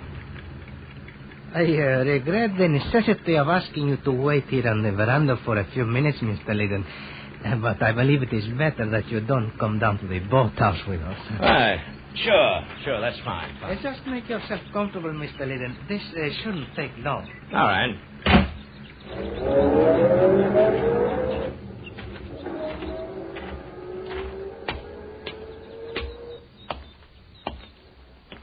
Mark. What? Mark, over here. Ellie. Oh, Ellie, baby. What are you doing here? Mark, it's wonderful you're here. Oh, darling. But you shouldn't come. What have they done to you, baby? Nothing, Mark. I'm all right. But you're not, darling. They'll kill you. You've got to get out of here. We'll both get out. We've got time. Frankie and Gonzalez have gone on down to the boathouse. Yes, I know. You know? Yes, Gonzalez phoned from town. They won't do anything to you if you leave right now. Victor promised me. Ellie, what are you talking about? I didn't want you to get mixed up in it, Mark. I wanted it to be all over before you came back from Venezuela. I think you better tell me what this game's all about. I had to do it. Victor made me do it. I lost a lot of money at his club, and he said if I didn't, he'd kill me. If you didn't what? Bring a load of dope across the border for him. Dope? That's another one of his rackets, along with gambling. He gets it down here from Gonzalez. So, Victor hasn't been after you. You've been on his side all the time. But then, what if Frankie and George come in? They're both working for the police. They kidnapped me from the hotel, gave me drugs so Frankie could take my place and meet Gonzalez. They planned to get the dope from Gonzalez, deliver it to Victor, and then have the police move in on everybody. I got away, though. Phoned Victor. He came down here. So that's why Frankie was impersonating you. George used to be one of Victor's boys. Then he got sent to prison. He just got out on parole. It was through Corey he began working with the police. Ellie, tell me the truth. You killed Corey, didn't you? I had to, Mark. He was going to turn me in. He was on the parole board, and George reported to him, so he found out about me. He was going to turn me in. All the time you've been in it up to your neck. It'll be all right, Mark. Victor will fix it. About Corey, I mean. We'll pretend it never happened. Just another thrill, huh, Ellie? Mark. I've been crazy about you, but I guess I haven't known you very well. You know, I thought this fooling around the clubs with Victor and the others was just bored little rich girl stuff. Mark. But it goes a lot deeper than that, doesn't it? But, darling, I had to do this. Don't you understand? What was I, Ellie? Just another thrill? Something different for a while, huh? No, that's why I did it. For us, I mean. Victor was threatening me. He'd have told you all kinds of bad things about me. That's why I had to. Is Victor down at the boathouse? Yes. What are they going to do to Frankie? I don't know. They're going to kill her, aren't they? I suppose. I don't know. What's the difference anyway? Who cares? She doesn't matter. Don't you see that? It's us that counts. That's why I did what I... Mark, where are you going? To get her out of it if I can. That's the least I can do. No, come back. Goodbye, Ellie. Mark, no! No! I ran down the driveway toward the boathouse. I was sick inside and all over. Sick from seeing Ellie the way she really was for the first time. Dazed with the shock. They looked at me startled when I burst through the door. Frankie, pale but defiant, sitting in a chair against the wall with Victor and Gonzalez bending over her. Well, this is quite a surprise, Mr. Liddon. You're supposed to be escaping. Yeah, I know. I talked with Ellie. Generous of you, Victor. Letting me go? Oh, we do anything for Ellie. She's a great little kid. Right, Gonzalez? Why, yes, indeed. A most charming young woman. She wanted us to let you go, so we said okay. That's too bad you had to blunder on down here. That's all right, Victor. I wanted to see Frankie. I tried to keep you out of it, Mr. Liddon. I guess now you know. That's right, Frankie. No, I know. That's too bad, Mr. Liddon. But you ought to have taken Ellie's advice. No, Victor. You're all mixed up. I'm in on this, too, now. Hmm? You know, any game Ellie plays, I play, too. Well, we figured you for one of those moral guys. Real gone on the kid, huh? Yeah. Yeah, real gone on the kid. Well, fine, Mr. Liddon. Join the party. Thanks. We're trying to get this little cookie to tell us where George is. If she doesn't, I'll count to 10 and then... Well, how about it, honey? I told you. I don't know where he is. Mm-hmm. It's too bad. 1, 2. Better talk, Frankie. 3. I stood there watching them trying to figure a play. Victor held a gun pointed at Frankie's head, and Gonzalez was probably carrying one, 6. too. Whatever the play, it had to be fast. 7. 8. 9. Victor! Don't hurt him, Victor. Ellie. He doesn't know what he's saying about trying to help Frankie. I mean, he's out of his head. This is Liddon, you fool. So that's a game. Victor! No! No! When Victor swung the gun toward me, Ellie jumped and grabbed his arm and hang on. Gonzalez was just drawing his gun when I hit him, and we both went down. As he scrambled to get up, I drew back my foot and kicked him in the head. I fumbled on the floor for his gun, and from the corner of my eye saw Victor turn his own gun point blank on Ellie. As he turned toward me, I was up on my knees, Gonzalez's gun in my hand, and I let him have it.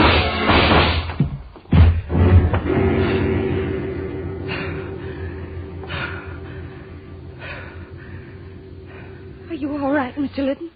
Yes, Frankie. I'm all right. Mike.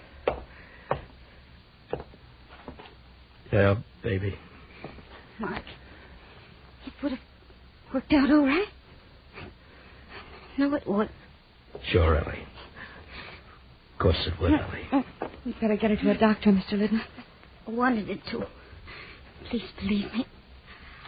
I've done bad things, Mark, but I could have changed. With you. Sure, honey. I know. I can go up to the house and phone for a doctor. No, Frankie. She doesn't need a doctor. She's dead.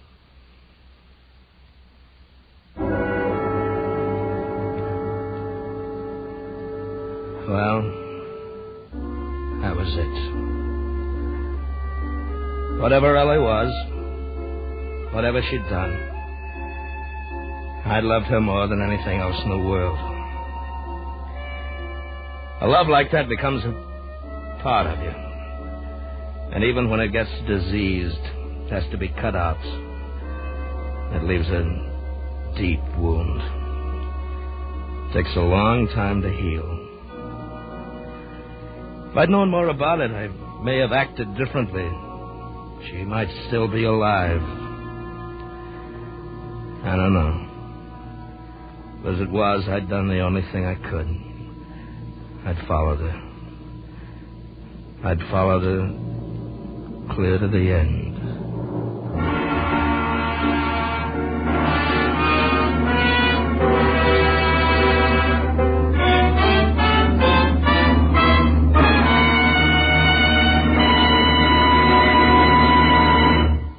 Under the direction of Norman MacDonald, Escape has brought you The Follower by Patrick Quentin, especially adapted for Escape by Les Crutchfield. Bill Conrad was starred as Mark Liddon. Featured in the cast were Georgia Ellis, Harry Bartell, Virginia Gregg, Lou Krugman, Sidney Miller, and Don Diamond. The special music for Escape was composed and conducted by Del Castillo.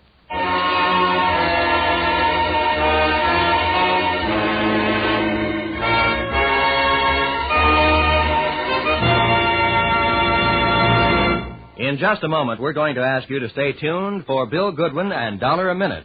But that reminds us that starting next Sunday, $1 a Minute will move back a half hour and be heard on most of these same CBS stations at this time. That is, the time you've been listening to Escape Today. The new addition to the CBS Sunday afternoon lineup next Sunday will be Rate Your Mate, the comedy quiz starring Joey Adams. So now, stay tuned for Bill Goodwin and $1 a Minute, which follows immediately on most of these same CBS stations today and will be heard a half hour earlier next Sunday. This is Roy Rowan speaking.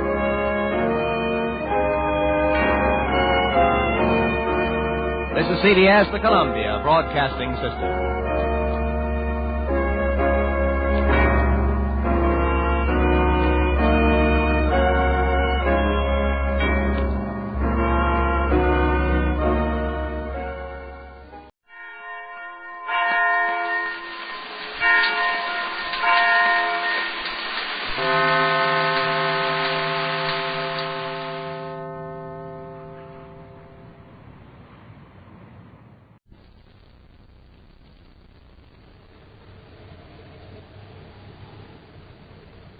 Wheat Tex, Rice Tex, and Good Hot Wilson present Space Patrol!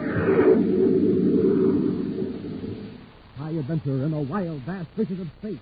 Missions of daring in the name of interplanetary justice. Travel into the future with Buzz Corey, Commander-in-Chief of the Space Patrol! In today's transcribed adventure, Buzz and Happy have landed on a small planetoid. At this moment, wearing their spacesuits, they're approaching the airlock of a prospector's cave, where a criminal is believed to be hiding. Someone's firing at us. That's the other direction. The airlock won't open. There's a protection out here. Whoever's controlling those weapons will just keep firing till they get us.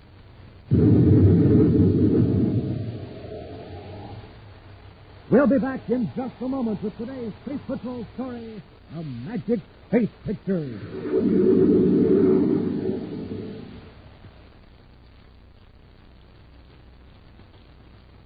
Hi, gang. It's nighttime here on the planet Terra. All is quiet. But in just a second, you'll hear news that'll rock this planet like an explosion. Watch out. Here it comes. Yes, sir. The news is out, and here it is. Rice Chex and Wheat Chex now come to you in a brand new package with a big picture of Commander Corey or Cadet Happy on the front. Gang, you can cut these pictures out and paste them in your scrapbook or pin them in your room or clubhouse. And listen, inside of these wonderful new packages of checks, you now get the Magic Space Patrol Space Picture. Here's how it works. There is the Magic Space Picture. Who is it? What is it? It's hard to tell. But when you look into the sky or at a wall, presto! That's where the magic comes in. You suddenly see a giant picture that looks like Buzz Corey himself, or a real flying saucer, or a real rocket ship. Now, gang, there's 24 of these pictures, all different, and you get one in every new package of checks. So start collecting the whole set of 24 today. Just look for the new packages of Rice Chex and Wheat Chex with Buzz Corey or Cadet Happy on the front, and the Magic Space Pictures on the inside. And now, today's Space Patrol adventure, A Magic Space Pictures. Excitement is high at the Terra Spaceport today. Rumor has spread that Commander Corey himself is to blast off for a test flight in the XR-51, the new experimental rocket ship which has been under top security guard for weeks, while technicians installed secret equipment. In his central office at Space Patrol headquarters, Commander Corey is now making a last-minute check of charts and technical data as Cadet Happy bursts in. Commander, somebody's made a terrible mistake. Oh, excuse me, sir. That's all right, Happy. What's the problem? Well, I just received special orders from the Technical Training Command. Let me see them. You'll report to Recognition School for a special briefing course at 1100 hours Universal Start Time today. No, I thought I'd better report the mistake to you right away, sir, so I wouldn't be marked AWL. There's no mistake, Happy. But sir, I thought that... You thought what? Well, you are taking the experimental rocket ship up today, aren't you, sir? Yes, in about an hour. Why? Well, I figured you'd be meeting me, and well, if I have to be at Recognition School... I put those orders through, Happy. Then I don't make the test flight? Not this one. I'm taking Lieutenant Jeff Fisher. He's been working on the project since it started. Anyway, the whole flight won't take more than an hour or two. I see. Sorry I bothered you, sir. In a few days, I'll be starting a whole series of flights in the XR-51. We're going to Recognition School, so you'll be able to help me. Oh, well, that's different. Here, look at this. It's just a negative picture of the planet Saturn. Anybody would recognize that. It's a special kind of negative picture, Happy. Look at that tiny spot in the center. Keep gazing at it. Yes, sir. I still don't see anything unusual. Don't take your eyes off that center dot. Well, if this is a sample of what the course is like, it's going to be a cinch. All right, Happy, now look out the window at the sky. What do you see? Nothing. Just... I must be going crazy. What's the matter? Why, Saturn's right out there in space, just the way it looks from a spaceship. You see it, sir? I can't see it, because I haven't been looking at the magic space picture. I don't understand. This is only one of 24 magic space pictures you'll get in the basic training course, Happy. You're going to see a lot of images in space. But how does it work? You'll learn that at the school. Uh-oh, look at the time. Got to run over to the spaceport now to check with one of the technicians. Well, good luck, Happy. See you when you get out of class.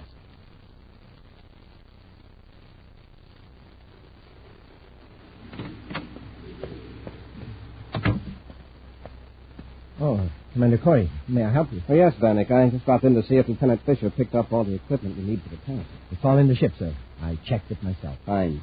I want every bit of extra image reactor equipment removed from this building and returned to the security lab. That includes diagrams, check sheets, everything. Is that clear? Yes, Commander. Good. Then I'll go over to the ship.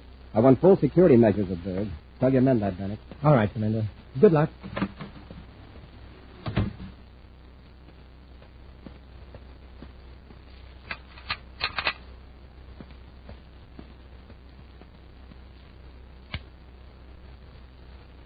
Euro Vanek at Station 4, calling Station 6. Station 4, calling Station 6. Acknowledged with Code Y. Code Y received. Send 3 men in the surface truck to Station 4 to pick up some special equipment. Get it aboard my private spaceship before the security lab starts checking. I got Curry fooled. With a little luck, I can blast off for a penetrating...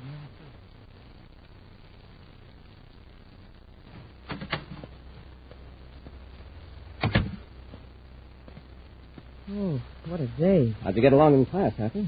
Okay, sir, I guess. But I can still see planets and spaceships and special equipment floating in space. Well, you'll get used to it.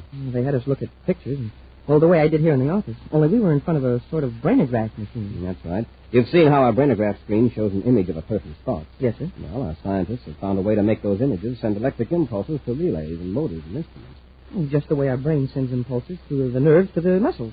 Exactly.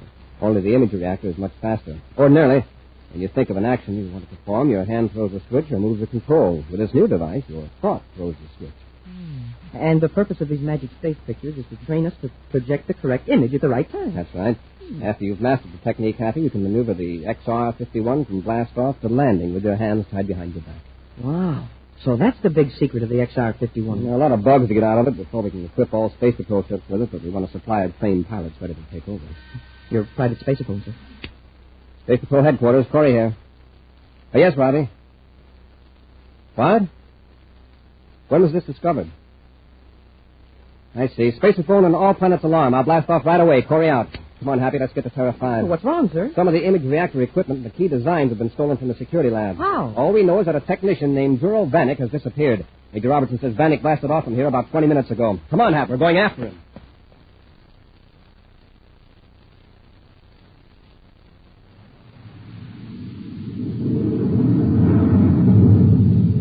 Juro Vanek's ship the patrol sighted, he could be going either to Mars or Jupiter. But in the meantime, he could have changed vector and probably has. Well, Commander, what could Vanek gain by stealing that equipment? He may be planning to sell it, which would be pretty risky, but more likely he's working for someone who doesn't want to see the space patrol become too efficient. Yeah, with those image reactors, our ship could outmaneuver anything in space. Vanek has been with the project ever since it started. He's probably been waiting for months for a chance to make this great. I hope we catch him right away. I don't want to miss any of that course. If we don't catch him, the training program might as well be suspended. According to that last report from Major Robertson, Vanek got away with most of the reactor cells, the heart of the whole device. Space Control Terra calling Commander Corey aboard Terra 5. Space Control Terra, Commander Corey. Corey here. Go ahead, Space Control. Commander, Space Patrol Ship T-523 reports an unidentified private cruiser heading for the planetoid belt. Patrol ship gave chase, but the cruiser got away. You have the vector for the cruiser? An approximate one, sir. 23 degrees, Sun-Mars orientation, 300,000 TUs outside the Mars orbit.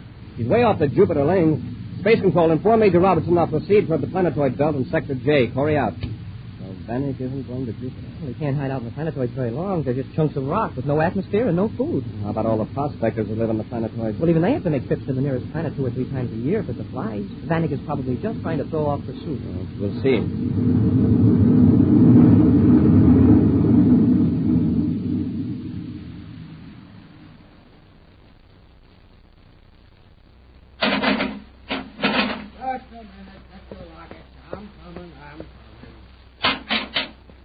Well, Juro, welcome to Planetoid 94. Here, Barrett.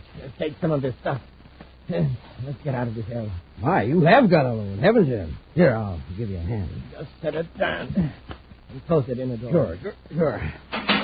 Now, you'll get out of that space suit, and I'll give you some nice hot Venus coffee. Oh, this business of being a Space Patrol agent must be tiring. It is. I got to blast off again right away. But I will have some coffee. Hey, that's, real interesting-looking equipment there, Joe. A special secret lock for the outer hatch to your cave. A lock? Well, Joe, I never had a lock on the place at all. Well, you started coming and storing your Space Patrol stuff here. In fact, last time I went out, I nearly forgot the key. Oh, with all this secret Space Patrol equipment here, it's got to be locked up. Suppose some enemy of the Space Patrol tried to steal it. Couldn't have that happen, of course. And with this new lock, you don't need any key. You just think of a certain image, and the outer door opens. I do what? Think of an image? Yes. An image that only you and I know. All right. That's too steep for old Clog Bear. Not only that, but I got some special weapons I'm going to install on the rocks, all around your cave. They work on the same principle. Weapons? What in the name of purple comets do I need weapons for? Why, in case space bandits try to steal the Space Patrol equipment, I'll install a view scope outside. And if anybody lands on this planetoid, we just think of the certain image and a controlled weapon fire at the criminals. You talk like you plan to stay here, Joe. I will, after I get back from my next mission. But I'm going to install these weapons in the secret log before I blast off. Well, this image business, that's worse than a key. Suppose I forget what the image is. Good point. It ought to be something you couldn't forget. I got it. Your face. Huh? Just think of your own face. Think real hard, and the outer L door will open. I'll set up the image reactor right now and show you.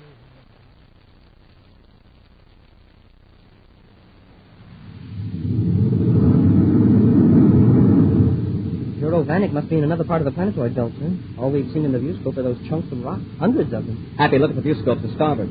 The spaceship. It was hidden by that planetoid. He must have seen us. He swerved toward Jupiter. He's really kicked down the power. Let's get him, Happy. We're gaining on him, sir. He'll crash into one of those planetoids if he isn't careful. Yeah, or we will. Hey, he's gonna... Wow, that was close. You see him veer away just in time? Yes. I'll say this for him. He's some pilot. Hey, where'd he go? Change vector again. He's trying to keep a planetoid between him and us. I can't locate him, sir. We've lost him. Hey, what was that? The rear viewscope, look at. There he is. Circled around behind us. He's on our tail. He's firing cosmic torpedoes. Yeah, now we'll have to use evasive action. Brace yourself, Happy. That ought to throw him off. Wow, that was closer than ever.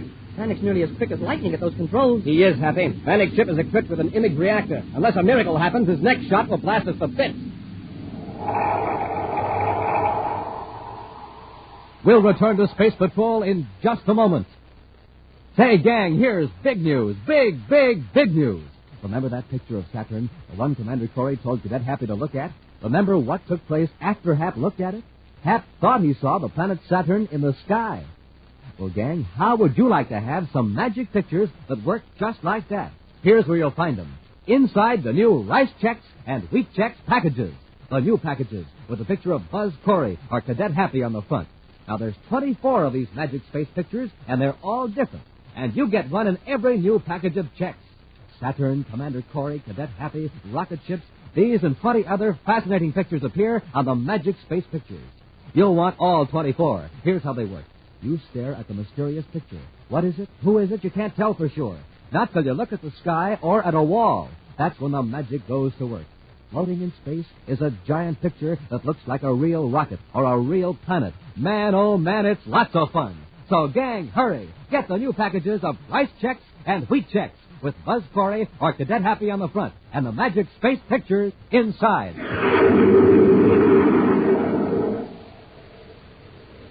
And now back to Space Patrol and the magic space pictures. Space Patrol scientists have developed a spaceship control device that reacts directly to the pilot's butt commands. Juro Bannock, a disloyal Space Patrol technician, has stolen several of these image reactor units and hidden them in a prospector's cave on a small planetoid. The prospector, Trough Barrett, innocently believes he is assisting an honest Space Patrol agent. Buzz and Happy suddenly came upon Bannock's ship in the planetoid belt and gave chase. But Bannock, with his image reactor control, executed a series of rapid maneuvers that enabled him to attack Buzz and Happy from the rear with cosmic torpedoes. He's laying those torpedoes closer every time he fires. It's like he knows what we're going to do before we do it. Stand by to fire rear torpedoes. Standing by, sir. We can't use automatic aim and fire because these planetoids will confuse the selector. Fire when you get him in your sight. Oh, I missed him a mile. He swerved just as I fired. He certainly didn't miss us by much. I'll try again, sir. Hap, you can hit a big target easier than a small one. This time, aim at one of those planetoids just when Bannock passes near it. I get it, sir. What an idea. I'll hold the ship steady for a few seconds. It'll make us an easy target, but you'll have a chance to aim. Bannock's moving toward one now, sir. Here goes. Nice going, Hap. At least I hit the planetoid. You got Bannock's ship with some of the planetoid fragments. He's in trouble. Good shooting, Hap. It was just luck, sir. You'll circle back and pick him up. There's a chance he's alive. I'll board his ship. Get my spacesuit while I join airlock.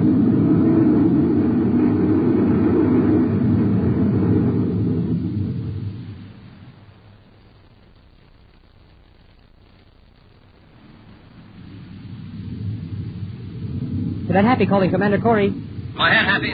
Are you all right, sir? I'm just entering Bannock's ship now. No sign of him so far. He's got an image reactor control, all right. Both on his rockets and torpedo fire control. Yeah, the way he handled his ship, he must have been giving himself private lessons. Looks like he got away. Got away? Where could he have gone? He probably jumped out in the spacesuit right after his ship was hit. He could be hundreds of DUs from here by now. I'm coming back, Happy. Notify Space Patrol Jupiter to pick up this wreck. He'll search for Bannock.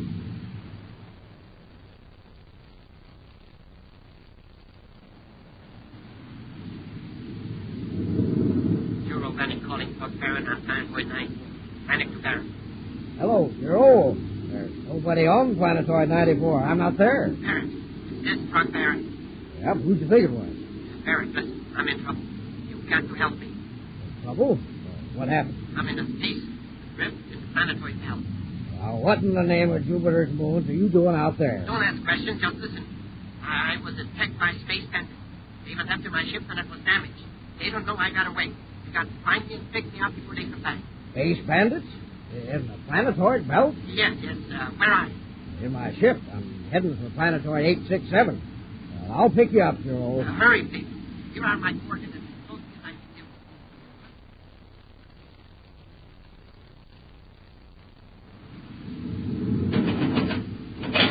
do. Just a second, I'll be with you.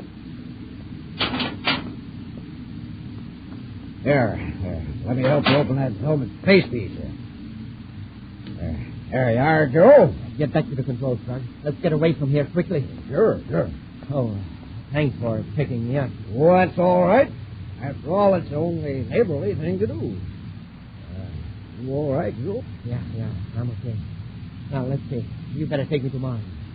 To Mars? Yeah, I'm going to have to pick up another ship and some special supplies. And I'll come back to planetoid 94. Well, I was going prospecting, but I guess the Space Patrol comes first. I admire your attitude, Barrett. Drop me off at Lowell City, and then you can go prospecting. Remember one thing, though. Yeah? If anyone contacts you, remember you haven't seen me or my ship. Now get me to Mars as quickly as you can.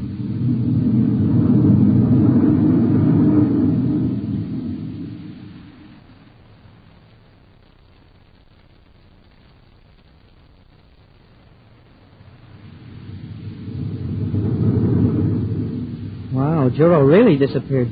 I'll swear we've covered every cubic yard of space he could possibly be in. We must have miscalculated, Happy. Happy, look at that planetoid. Hey, there's a spaceship there. I'll head for it. You turn up the gyroscope sensitivity control. Yes, sir. There's a man in a spacesuit near the ship, sir. See? Crawling up that hump of rock. Judging by the type of ship, he may be a prospector. When we land, we'll get the man aboard ship and see what we can find out.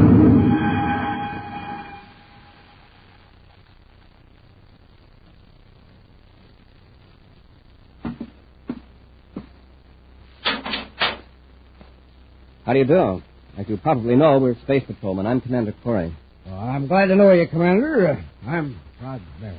I asked what you were doing on this planetoid. Oh, doing a little prospecting. Thought I detected a deposit of Illurium over there. Anything wrong in that? Not a thing. Have you seen any other spaceships in this area recently? Why, no. No, I haven't. I don't have much company in the planetoid belt, you know. You haven't seen anyone at all or picked up any signals from anyone? No, Commander. I see. Well, where do you live, Barrett? On planetoid 94. Got me a cozy cave with my own air supply equipment. I see. Oh, thanks, Barrett. We won't keep you from your work any longer, but if you sight any ships, notify Space Patrol Mars or Jupiter, will you? Oh, you bet, Commander. It's been nice chatting with you. I hope you'll find that Illurium. Thanks. Go on. Close the inner hatch, Happy. Yes, sir. Commander, did you see what I saw? The back of the spacesuit? Yes, sir. It's a fairly recent Space Patrol issue with the insignia almost rubbed out. Well, what would a prospector be doing with Space Patrol equipment? He might have stolen it. Still, he seems to be an honest old fellow. Let's blast off. We'll check on Barrett by spaceophone at both Mars and Jupiter Space Patrol headquarters. And if we find anything suspicious, we can pay a surprise visit.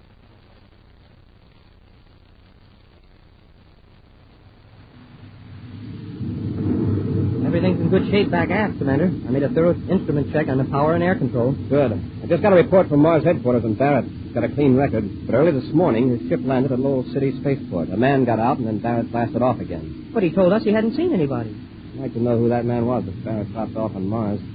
We're going to circle back to planetoid 94 and find the answer to that question.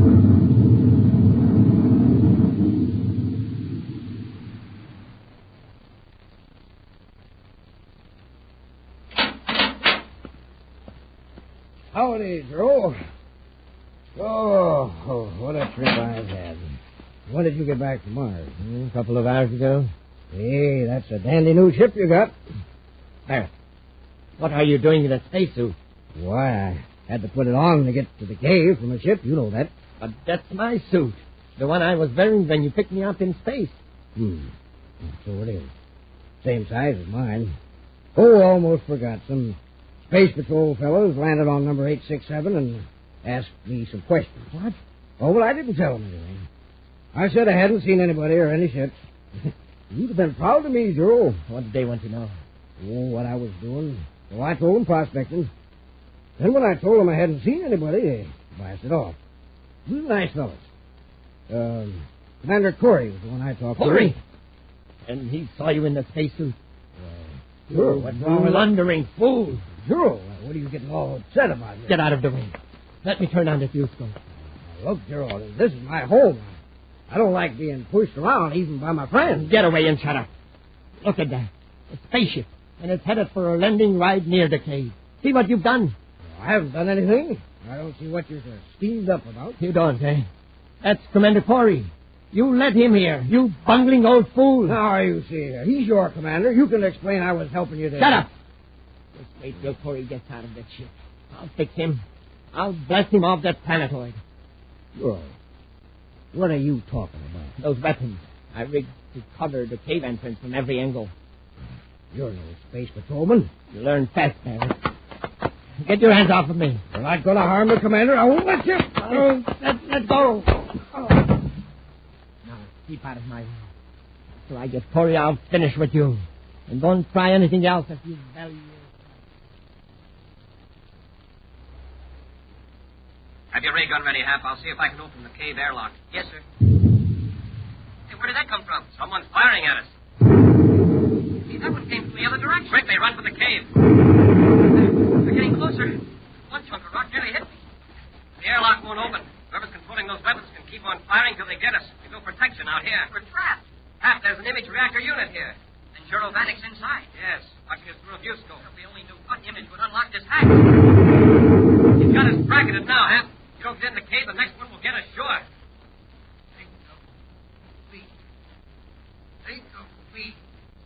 What's that? Someone's on our suit spaceophone frequency. This is Trough, Barrett. Think of me. What's he talking about? Hey, Barrett! airlock. Think of what Barrett looks like. Think hard. Oh, gee, I only saw him once. I don't remember, except that he had a beard. Let me in front of that reactor, Happy. Gray beard, blue eyes, face tan face. It worked. The airlock's open. Get in quickly. Close it behind you. Hurry. Let's close. Through the inner door.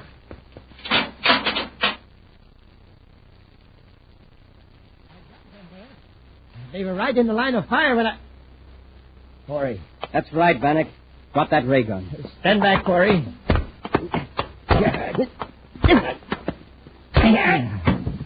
Hey, nice going, Commander. Bannock, you don't seem to do so well when you have to depend on your own reactions. All right, get up. Commander, you made it. Yes, Barrett, thanks to you. I tried to stop him from firing at you. Thanks, Barrett. We'll take care of you from now on, Bannock. Get up. Okay. How did you get into a cave, Corey? Barrett Spacer phoned us the right image to use. You worked the image reactor after seeing Barrett only once? That's right, Bannock. I wouldn't expect you to know this, but a person can get in most anywhere with an honest face. That's my commander. An action preview of next week's exciting Space Patrol adventure in just a moment. But first... Commander, look at how fast that boy is running. That's the fastest running I ever saw.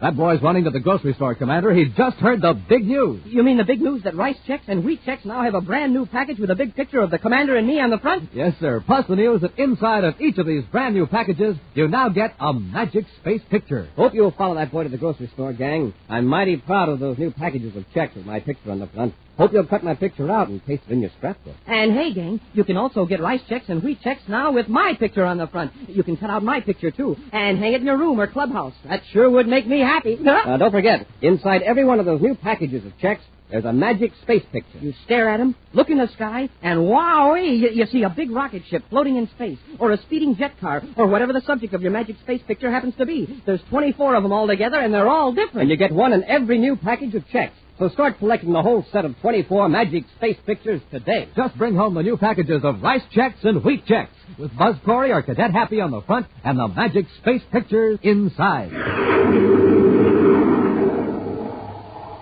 And now, an action preview of next week's exciting Space Patrol adventure. Buzz and Happy are in a magnetic tunnel car. A tunnel car in a mine shaft deep below the surface of the planet Venus. As they rise toward ground level, Happy prepares the weapons they hope will enable them to rescue Tonga from two criminals. Hey, what was that? Explosion. Scratcher has blown up the entrance to the tunnel. We're sealed in. Oh, brace yourself. Our tunnel car is going to crash right into the debris.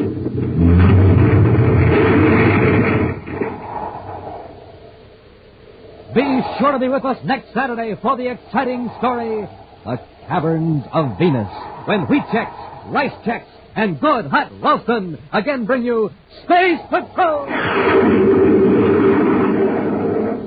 Space Patrol, an original Mike Moser production starring Ed Kemmer as Commander Corey and Lynn Osborne as Cadet Happy, was written by Lou Houston and directed by Larry Robertson. Other players were Norman Jolly and Bela Kovach. Dick Tufel speaking. Now, don't forget to tune in next Saturday and every Saturday when wheat checks, rice checks, and good hot Ralston again present the new exciting Space Patrol! And be sure to see another exciting Space Patrol program on your local ABC TV station. Consult your newspaper for time and channel. Mothers, an invitation from your grocer. See his special peach coronation salad display, 1953's most beautiful salad. Canned cling peaches from California, creamy cottage cheese, served with rye crisp. Space Patrol came to you transcribed from Hollywood. This is ABC Radio Network.